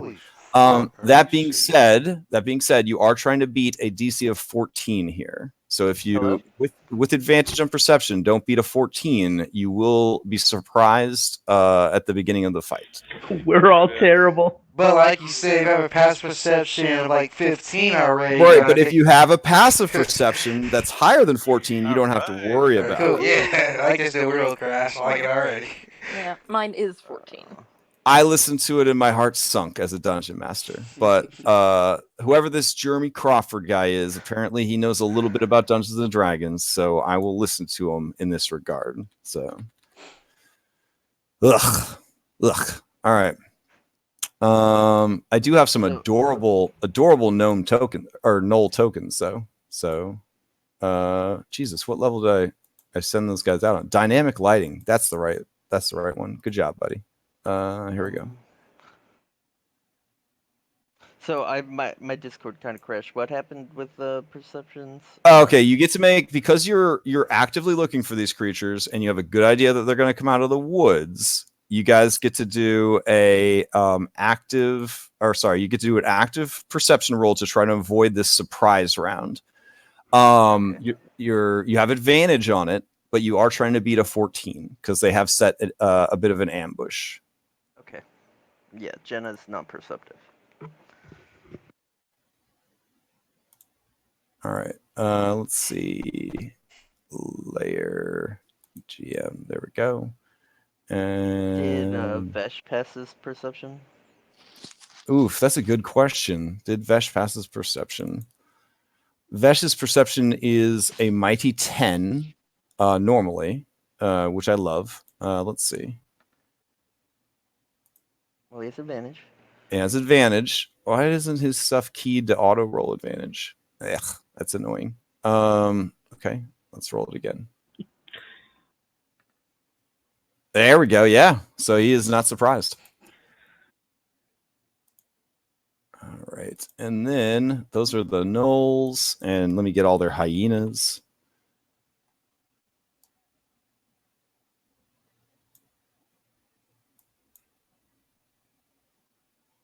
All right.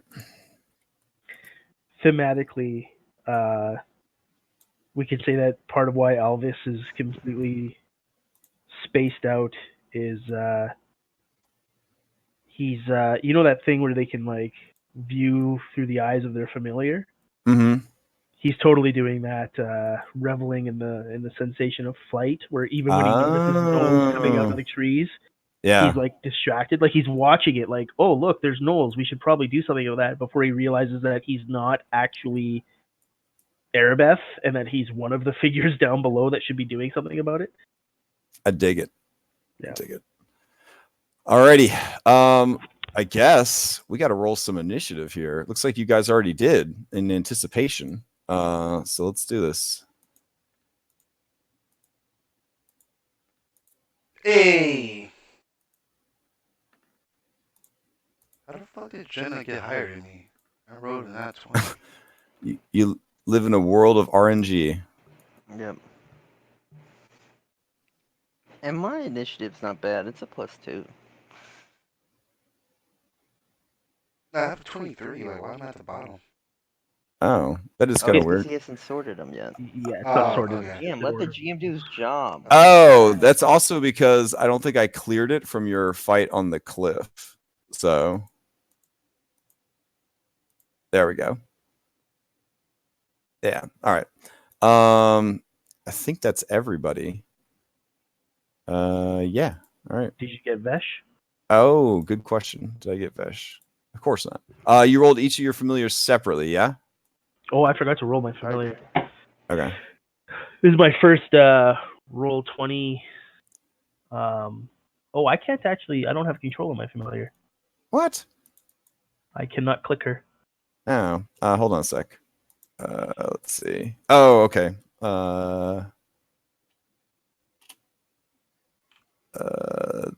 Now you should be able to. Yeah, now I can. Okay.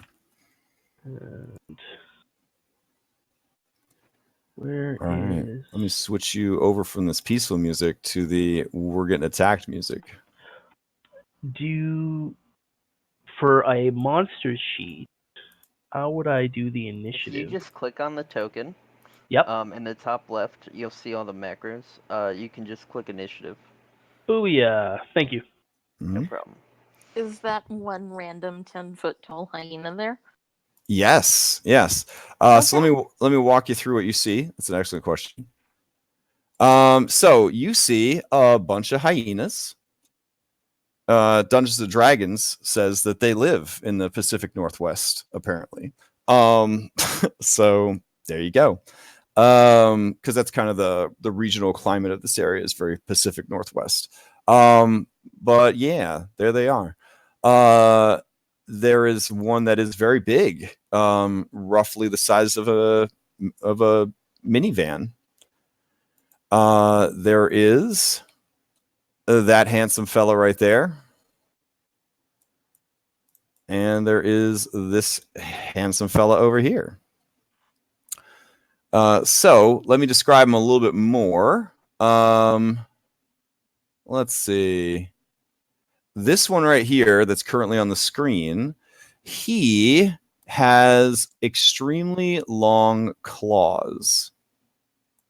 And the claws look exceptionally sharp. It looks like he has grown them out and weaponized them. The big one? No, the Gnoll over here. This one right here. He seems to have very long claws that he is working with. So that's interesting. Then there is the one. Let's see.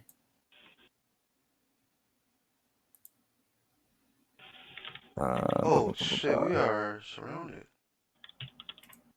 Yeah. Oh, here we go. Then there's the one over here, the other Gnoll.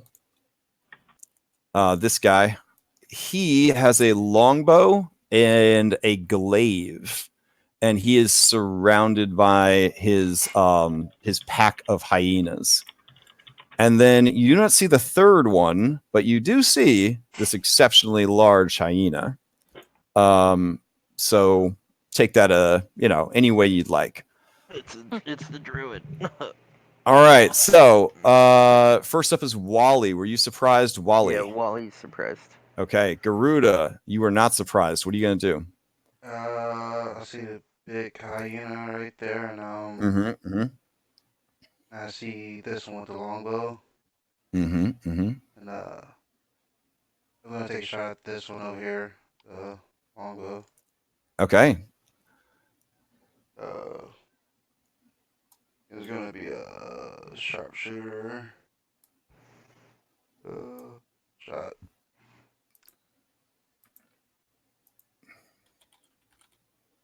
That's 11. 11 does not hit. Yeah, that dude is wearing a chain shirt, actually. Oh, okay, cool. Yeah. That call it out. We got company now. Okay, Arabeth, were you surprised? Keep in mind that advantage on perception equates to a +5 to your passive perception. So I would say Arabeth was not surprised. And if you were kind of stumbling along blindly, seeing through her eyes, I would say that it probably transfers over to you as well, not being surprised. He put a message in Roll20 saying you went to the bathroom. He said Airbeth would fly up. Elvis is surprised the first round. Oh, okay. All right. Jenna, were you surprised? Yep. All right. Okay. Giant hyena's turn. Whew. Okay. So let's see. Giant hyena. Oh, that's a simple ass monster. Okay. Not a lot to worry about there. It has a 50-foot speed though. Oh. So yeah, it comes barreling out of the woods. Garuda, what is your elevation right now? Is another important question. I just would have been like, kind of like flying, but not like actually in the air, just like gliding along the trail. Okay, so if I were to put you at 10 feet off the ground, would that be fair? Yeah, that'd be fair. Okay. All right, it is going to actually close then with a dash action. To be between Aphra and Garuda, and that's what it will do. Okay. All right. And it is large enough that even at 10 feet off the ground, you are in its threatened spaces. Yep. So that brings us to this adorbs little doggo right here. Actually, hyena has almost an equal amount in common with a cat as it does with a dog. That's a fascinating fact. I was to point that out. Yeah. Let's see. I've learned so many things for D&D that I never would have bothered anyway else. All right. Hyena is also very fast. Got a 50-foot speed. It is going to... yeah, sure. It'll close on lock. Oh, it could actually get to both of you. So it will move here. But it will it will actually attack Aphra because it has pack tactics. And there is already an ally next to you. So here you go. This attack is with advantage.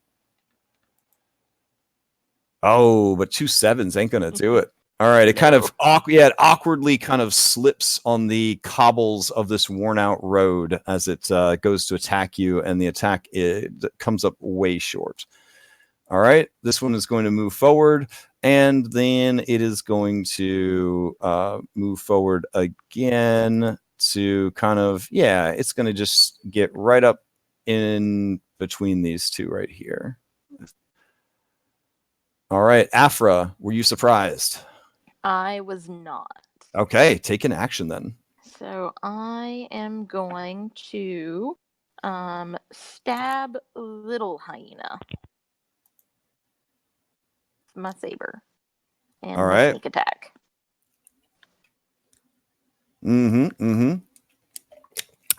Yeah, you stab out with your saber.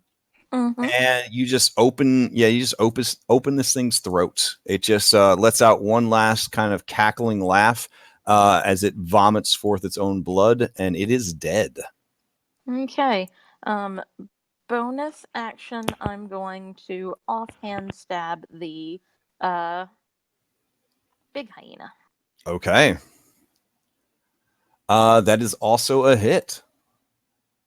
So let's see.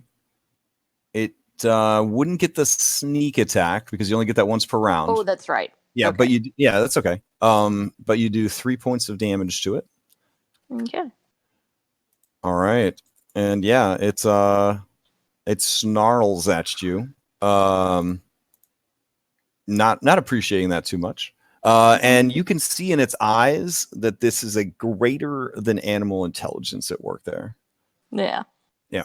All right. That brings us anything else from Aphra? That is it. Okay. So this one is going to go. It's got a speed of 50, so it is going to race up to here. Yeah. And then from there it will you know what? It will just go and take the place of its fallen companion. So that's what we'll do. All right. That brings us to this one over here. It's going to race up with a 50, and then it will race up again to get the flank on Alvis when its turn comes back around. Is Alvis with us? Yes. Okay, so if you were in fact stumbling along blindly on your own, because when you're in your familiar, you are basically blind and deaf, right? Yeah. Okay, but your familiar passively would have seen these things anyways, because passive, when you have advantage, is an additional +5 to whatever the value is. So the hawk would have kind of tipped you off. I would say you're not actually surprised this round. Ooh, that is very good for my survival. All right, so what are you going to do? Okay, well, you are currently flanked by 2 creatures that have displayed pack tactics as one of their abilities. I mean, I'm not going to mess around here. Let's cast a magic missile on. This was the first one here that had moved in. Mm-hmm. That'll be the one that I would have been more focused on, I think. So I will magic missile that guy. Okay. All right, you get 3 of these bad boys. Okay, so that'll be the first one. It's interesting. The public, there's my second one. I'm doing killer damage here, and the last one. Oh, a little bit better. A little bit better. Yeah, so the first 2 managed to bloody it, and the third one actually kills it, as the third one lazily kind of spirals through the air, anime missile style, and finally connects with it. The creature lets out a mewling kind of laugh and falls to the ground dead. Fun facts: hyenas make their laugh when they are nervous or scared, not when they're actually laughing at a funny joke or a meme. So, yeah, good stuff. All right, what else, Alvis? That's. I mean, I've got a hyena sitting right beside me, eh? Yeah. I'll wave my hands as though casting something else and try and intimidate it away. That's just thematic. It's not an actual action. I'm just staying where I am. All right. Man. All right, these guys, let's see, 50. Nope, not going to be able to reach you. So it will just take the place of its fallen companion. They are literally climbing over top of each other to kill us. Yep. Well, we're Hazina. All right, this brings us to this jabrone's right here with the bow. He got shot at, and he does not like that. So he will also shoot back at you, Garuda. So let's see. Yeah. So he's going to move to here, and then he will take 2 shots with his longbow at you. You are within range. So here we go.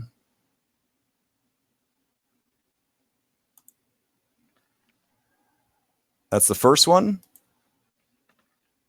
Damn, 23. All right, but the second one, terrible. But yeah, you take 6 points of damage as he tags you with an arrow. And yes.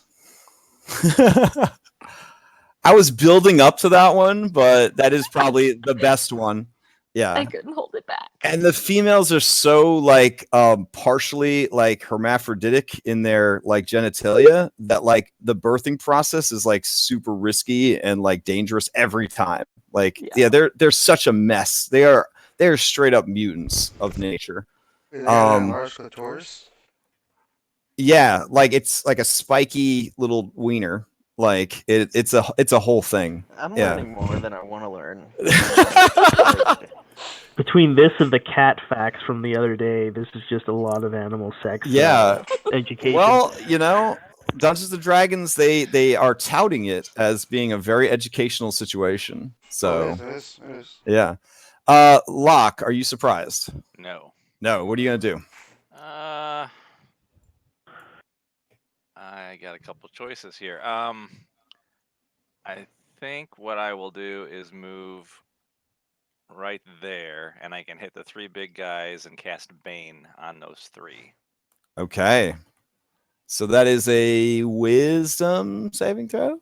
Charisma? I think it's charisma. Okay. Thank you for posting that up. Yeah. Well, that stinks. All right, hold on. Let's see. This would be a -1 on the first guy. Yeah, he got a 1, so that's amazing. Let's see. The second one is also a -1. I feel like they're saying that gnolls aren't very charismatic. Got a 14 though. That's pretty good. 14 passes. All right, and then this is also a -1. Oh, come on. Crap. All right. All right, so which one is the Bane on him? The archer? I think, yeah, fortunately for you, it is the archer. That is the first one I rolled. Good. Okay. All right. Anything else from Locke? No, that's it. Okay.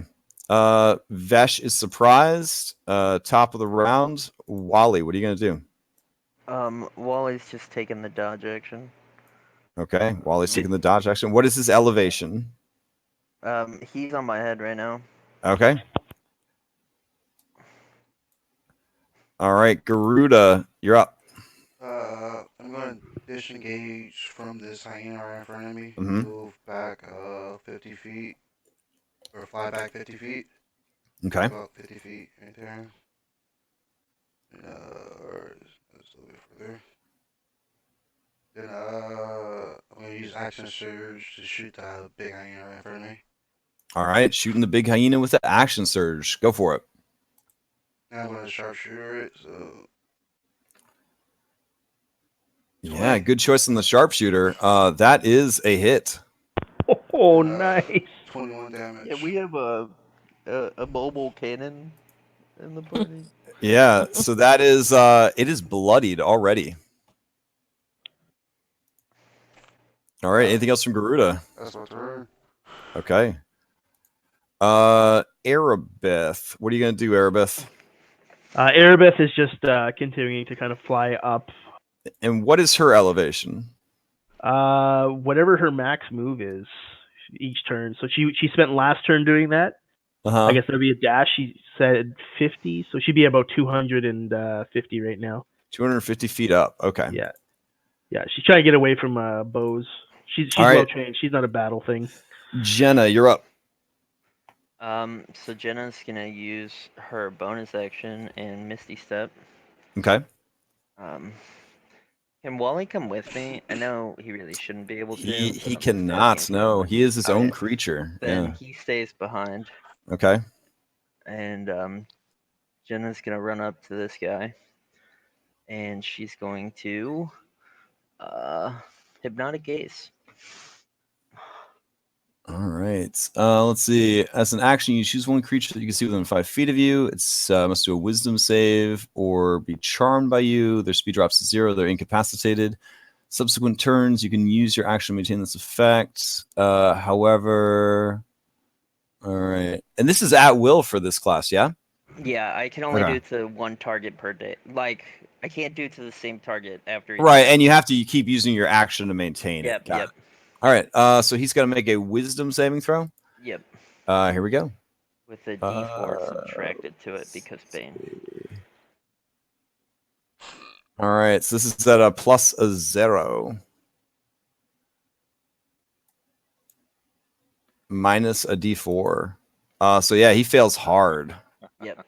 So he's incapacitated. All right. His eyes go all like Hypnotoad. All right. And that's Jenna's turn. Okay. Oof. All right. Big hyena here. Yeah, it is going to move to here. 5e shuffle style.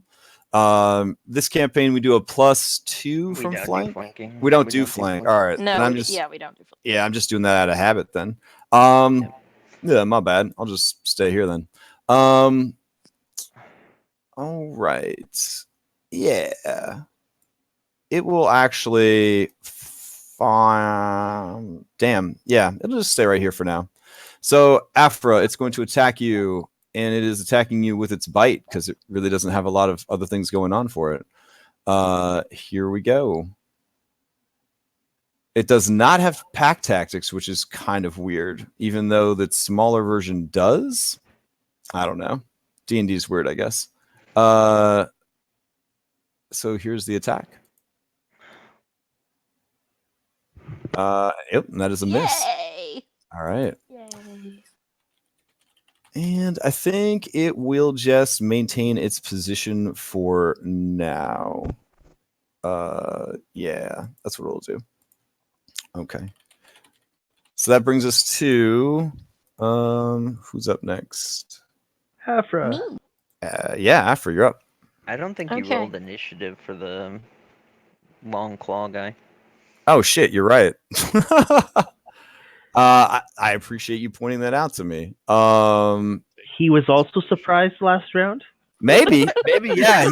He missed the signal. They were like, "We're gonna ambush on 3," and he's just like, and they're like, "All right, 1, 2, 3," and they started, and he's like, "All right, that's 1, 2, 3, and then we're gonna go after 3, right? Hey, what? Whoa, shit!" Yeah, and they'd already started the fight.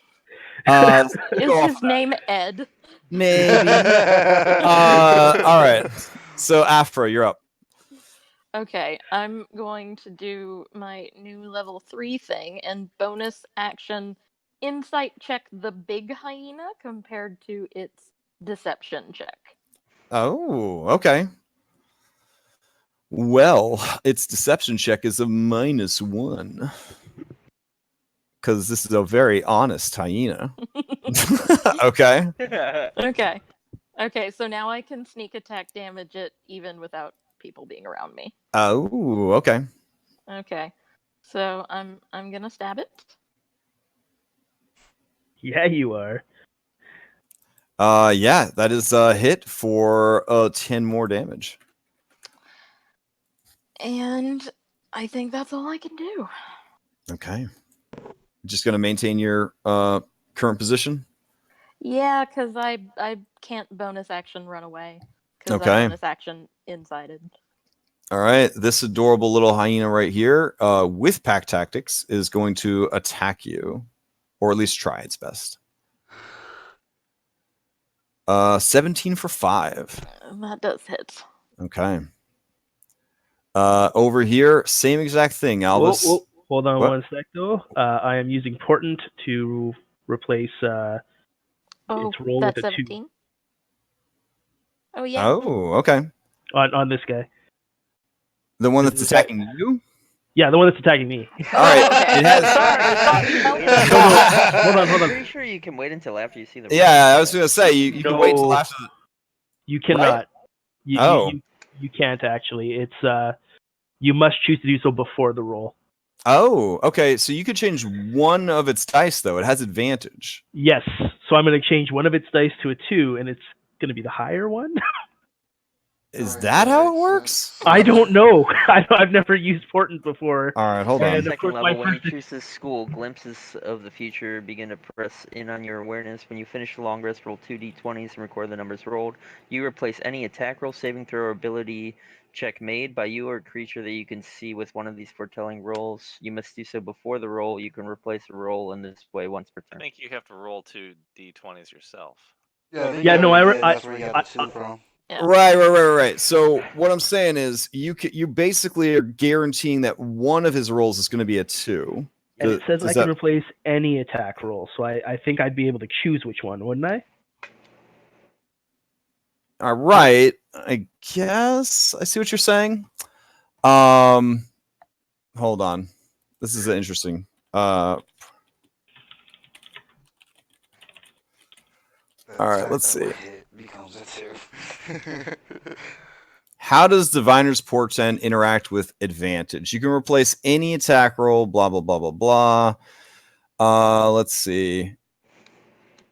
Okay. Portent deals with the check as a whole. You can replace any, here comes the interesting, 3 emphasized things are only mentioned in rules as actions, not numbers. All 3 go the standard way. Roll d20, get a number. The strict raw of Portent. We have to replace the whole check with a number, which makes no sense. If we, oh my god, they're getting into like physics and stuff here. So I found a tweet by Crawford. Uh-huh. The wizard. I use Portent. The D20 bracket or D20s with advantage disadvantage is rolled. Portent replaces the resulting die. But he doesn't clarify if like the resulting So- both of them. I think they- Jeremy Crawford's so- laser guys? So I think what it's saying is that they roll with advantage, they pick the higher one, and then you replace it, the one, and then they. Okay, so replace it the with the default two. default After. obviously would be to replace the higher roll with the 2. Okay. If that is the case, then I guess I'll roll just to well, it doesn't matter. It's going to be a 2. So all right, cool. So it's a 2 and misses. All right, your turn, Yay. Alvis. Okay.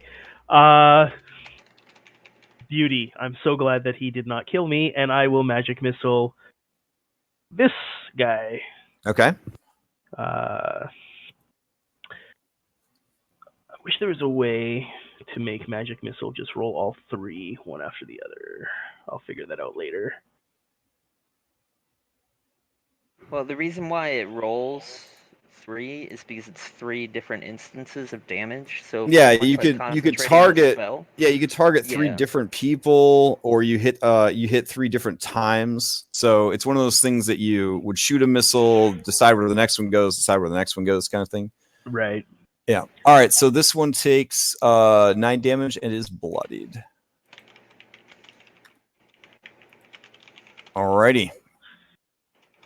That brings us to this guy with the claws, who realizes only now that it is time to fight. Fortunately, an adorable turtle has moved within range. Let's see. Yeah, that works. It is going to move up on you.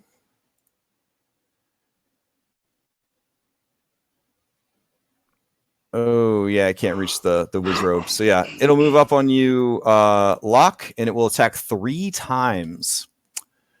Here we go. 1, 2, and a 3. Oh, God damn. All right. God damn. So it hit twice, right? AC is 19, so yeah. Yeah. All right. So each time I'm going to need a concentration check from you to maintain Bane.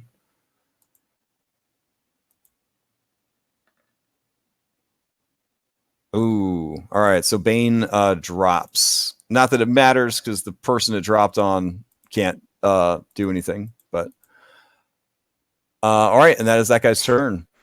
Hyena over here that just got damaged real bad is going to attack ? With pack tactics. Okay. That would be an 18 for 5, Alvis. yeah, that will be damage I take. All right. Let's see. This critter's turn. He does not get any kind of save or anything on his turn to break as it. long as I keep using my action to keep it up, he stays incapacitated. Gotcha. All right, Locke, you're up. Yeah, Locke's gonna look right in this thing's eyes ahead of him, and he's gonna reach out and touch him, cast Inflict Wounds. Ooh, okay. I love inflict wounds. It's like my favorite spell. So this is a spell attack, yeah? Yeah, and Okay. what was 1 second, I just need to check to see if you cast it at a higher level, it does what? It does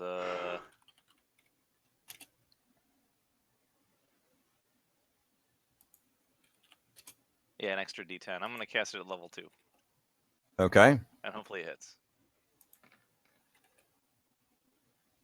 Yeah, that is a hit. He was wearing studded leather armor. You reach out and grab hold of him. There is sort of this booming sound and just a blast of light. And when everything is done, you are just holding onto some studded leather. He is vaporized. We needed his head. Yeah, is he really vaporized? Oh.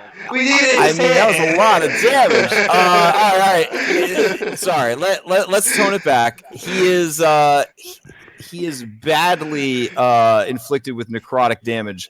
So I was trying to keep the theme of Helm a little less necromantic. But basically, the light from your magic essentially eats away at his flesh and fur, and you are holding a skeleton in a suit of armor as it just sort of rots and burns away his outer layers. All right, sounds good. What is the damage on a level 2? Oh no, inflict wounds is he also almost got max damage. Yeah, he had almost max fucking damage too. He had 4d10, 4d10, and he got a 10, a 9, a 9, and a 9. 3. That's crazy. It's absolutely phenomenal. That's fucking oof. That's how it's done. That's a nice fucking roll. All right, Vesh's turn. Vesh looks around the battlefield with his slow initiative and being surprised. He feels very left out of all this. I don't want to use up all of his stuff before he has a chance to use it. I think obviously he would go up against the biggest opponent, so he would ignore all the yard trash and he would step up. I would actually say he'd probably put himself into harm's way to be a more appealing target than Aphra. So yeah, he's going to step past you, Aphra, and stand in between them. He's going to raise his weapon. He's going to attack the biggin. So here we go. Attacking the biggin with his battle axe. Yeah, that is a hit. For 8. And I feel like he won't get too mad if I use one of his spell slots. So we'll do a Divine Smite. Oh, he only gets 2 spell slots? Oh shit, he'd Wait. probably be... Did he level up to 3? I don't think his character sheet is leveled up now. So yeah, I'll just use one of his spell slots anyways, because he ain't here. Alright, so yeah, that's what he will do. And Divine Smite adds what? 2d8? Yeah, Okay. at level 1. Yeah, so a total of 12 damage. Almost as good as the turtle. All right. Actually, though, upon doing that damage, that is enough to knock the druid out of her form.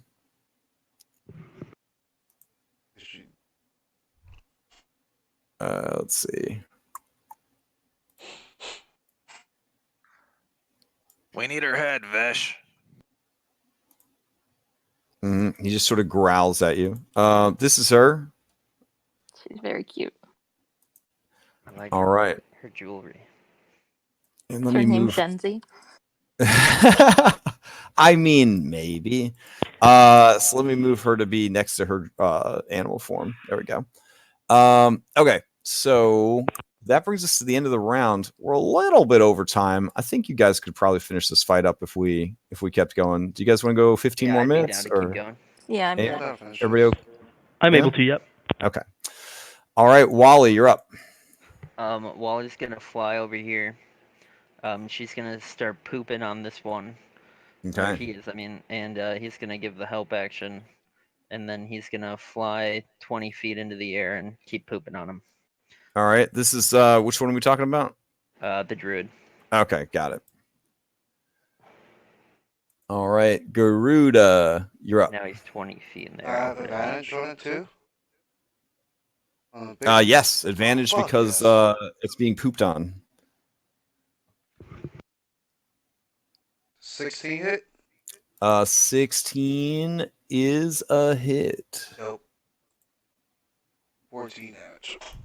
All right. Now do a little finger gun at Wally for pooping on and distracting. Wally finger guns back with his talents. All right. With a 14, she is bloodied. Whoa. What's that? Oh, sorry. I had to. Yeah. That's Let's the see. final boss I accidentally just revealed. Whoops. Whoops, my bad. All right. So, no, it's so I could get a druid spell list since she's got to use spells now. All right. So, yeah, good turn, good turn. Arabeth, you are 1 million miles up in the air. What do you want to do? Yeah, Erebeth is just hovering at about 300 feet, we'll say. Okay. Jenna, you're up. So, Jenna's gonna use her action to maintain the hypnotic gaze, and as her item interact, can she grab his bow and like throw it behind her? I would still need you to make basically an athletics check because even though he is charmed and unconscious, like he would be holding on to his stuff. You know what I mean? Like, Do it. but yeah, if you fail, it's not like anything bad would happen. Do you know what I'm saying? But it's basically like it'd be like the classic scene of like trying to pull something away from a sleeping person kind of deal, like, you know, oh, I got to get the key away from the sleepy guard kind of deal. Yeah. Okay. I got a 16. So he has a +3 to this. So 17. So you start to kind of pry the bow loose, but you are worried about kind of losing that eye contact. So you end up just like not doing it. Yep. Okay. And that's Jenna's turn. All right. Yeah, so not Shenzi turns out can wild shape twice. God, So damn, I was worried about that. yeah, so she's going to because like why not? So yeah, let's see. Hold on just a second. because when you're surrounded by people, I guess you gotta do what you gotta do. Let's see. Here we go.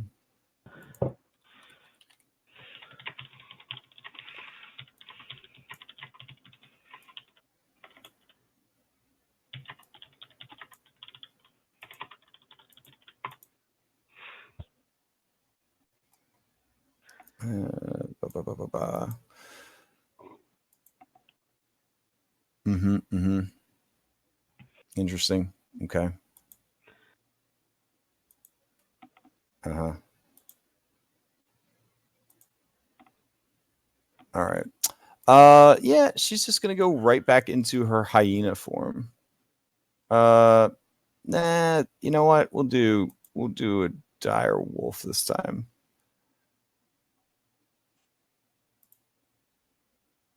Let's see. Druids. Even when you're a bad guy, you're a pain in my butt. All right, there we go.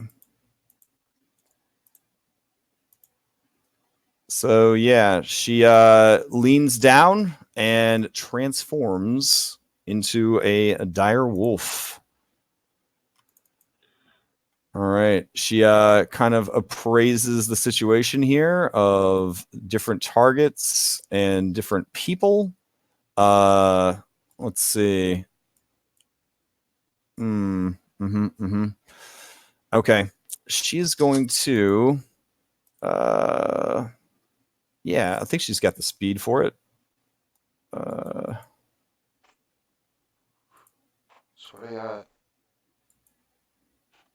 No, I think that would be just outside of her area to reach. Unless she Come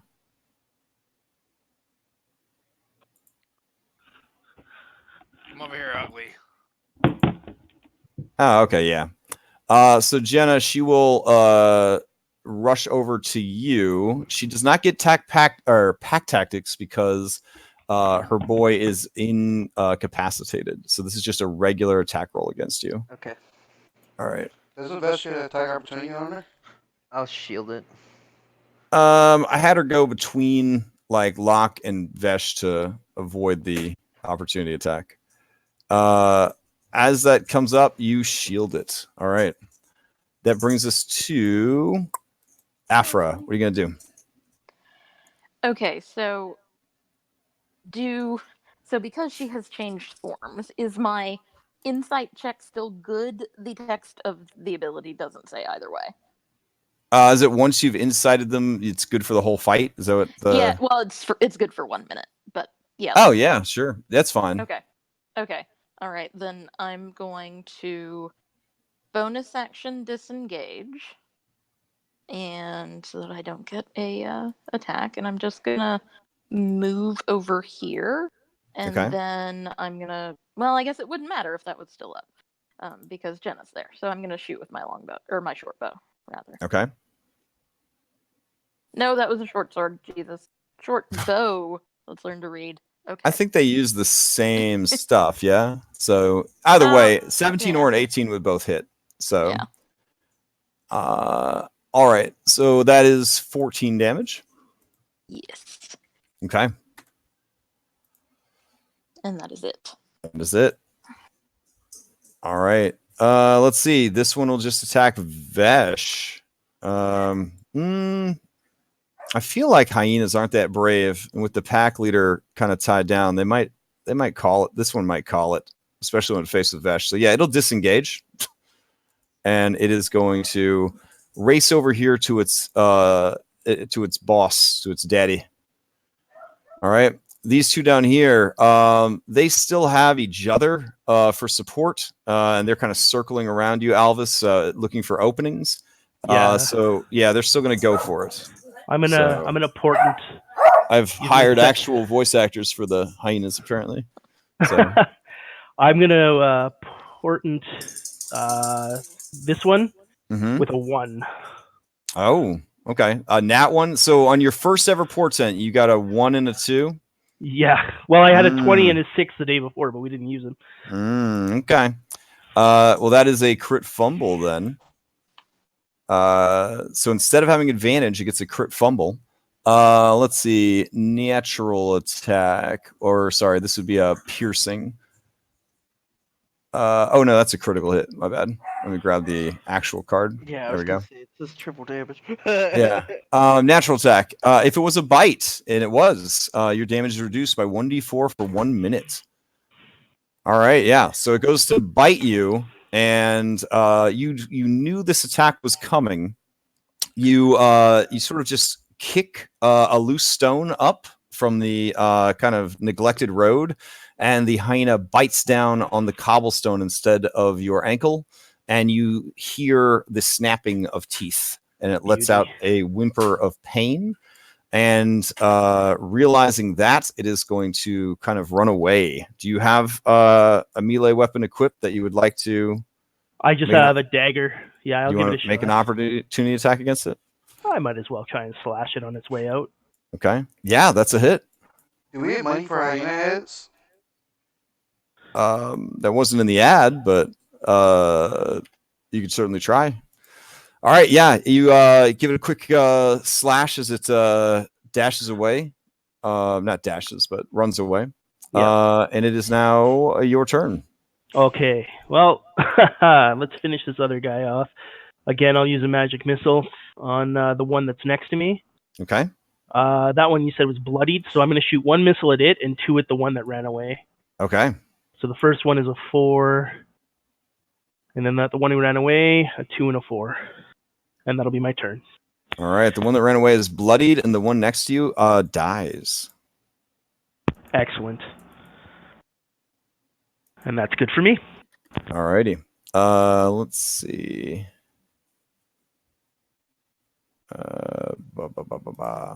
Okay. Flesh Gnar is completely decimated. All right.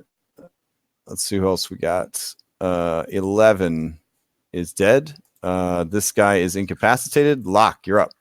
Locke's gonna use his 40 feet of movement to move right up next to Jenna and cast Inflict Wounds on this druidess. Okay, go for it.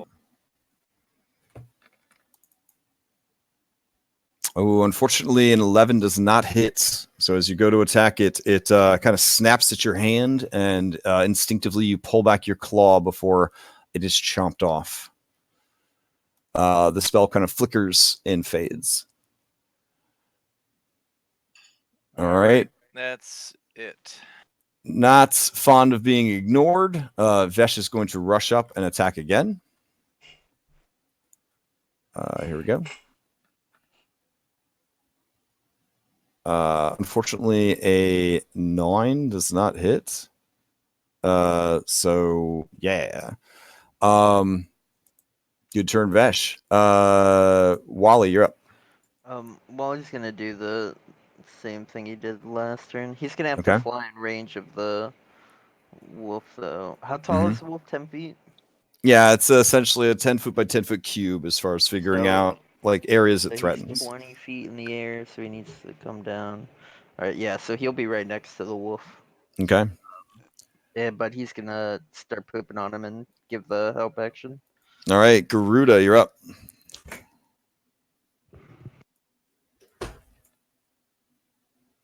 $16. All right, thank goodness for the help action. That is a hit. 21 damage.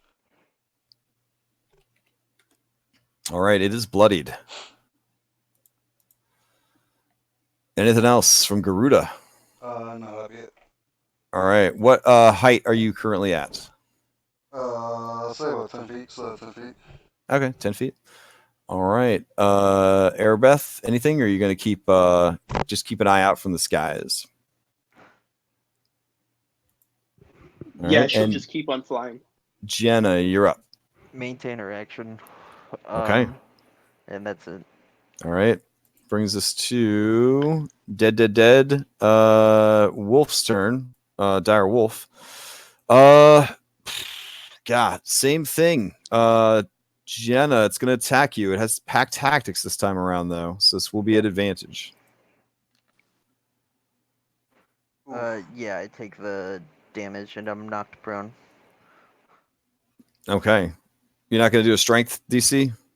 Oh, I can. Okay, yeah. Yeah. I'll fucking try. Let's Strength go, saving Jenna. throw. Let's go. Yeah. All right. So as you are knocked prone, that would break the eye-to-eye contact that you were. Would it? No, it's as long as I stay within 5 feet of him. Uh-huh. All right. So as you were knocked prone, it continues to look at you, drawn to your gaze. All right.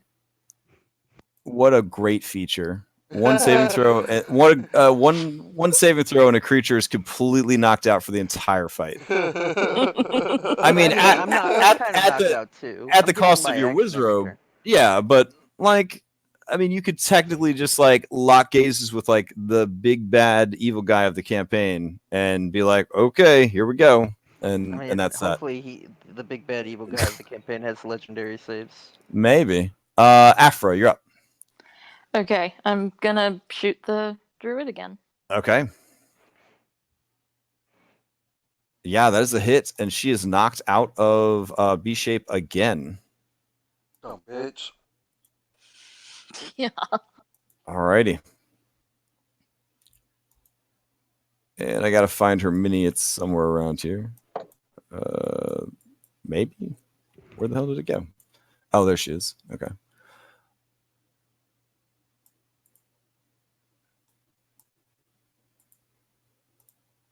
All right. And upon reappearing, she takes 12 more damage from that and dies.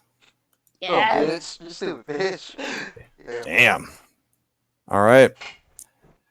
Yeah, at that point, anything else from Aphra? That is it. Okay. Yeah, realizing that the bosses are pretty much done and being very opportunistic, these two are gonna try to flee. Jenna, I guess if you had a weapon out, you could make a I'm disadvantage. gonna use my reaction to try and grapple it. All right, go for it.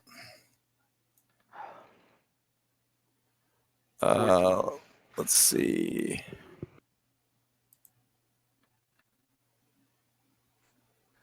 All right, yeah, you managed to grab hold of its leg as it tries to flee. Unable to escape, it will bite. It will bite you. It has advantage because I'm prone, and it misses. Alrighty.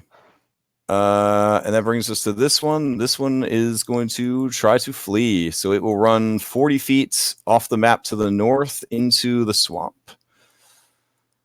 All right, Alvis, you're up. All right. Alvis is going to. He's just going to move to here, and I'm going to Ray of Frost this guy. No, don't hurt him. Yeah, do the other hyena, the one that's grappled. I mean, we want him alive, right? No, he's just. But if you hit him, he Oh. wakes up. Yeah, it breaks it. Yeah. He's enthralled. Okay. Yeah, the dude's just passed out on the ground right now.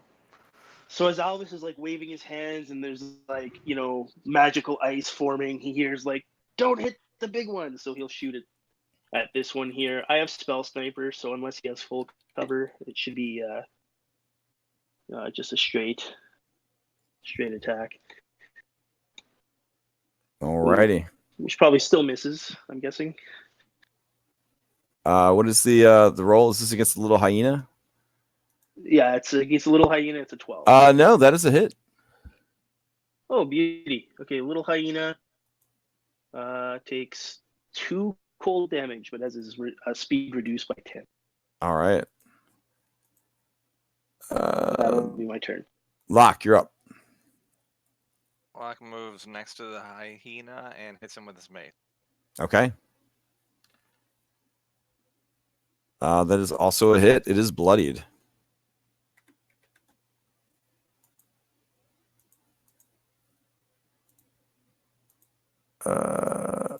All right. That brings us to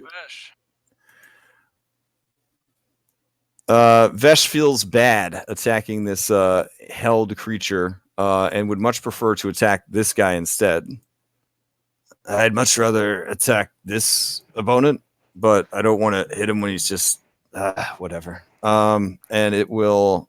He will attack the hyena. That is a hit for 11, which completely kills it. Just chops its little head off.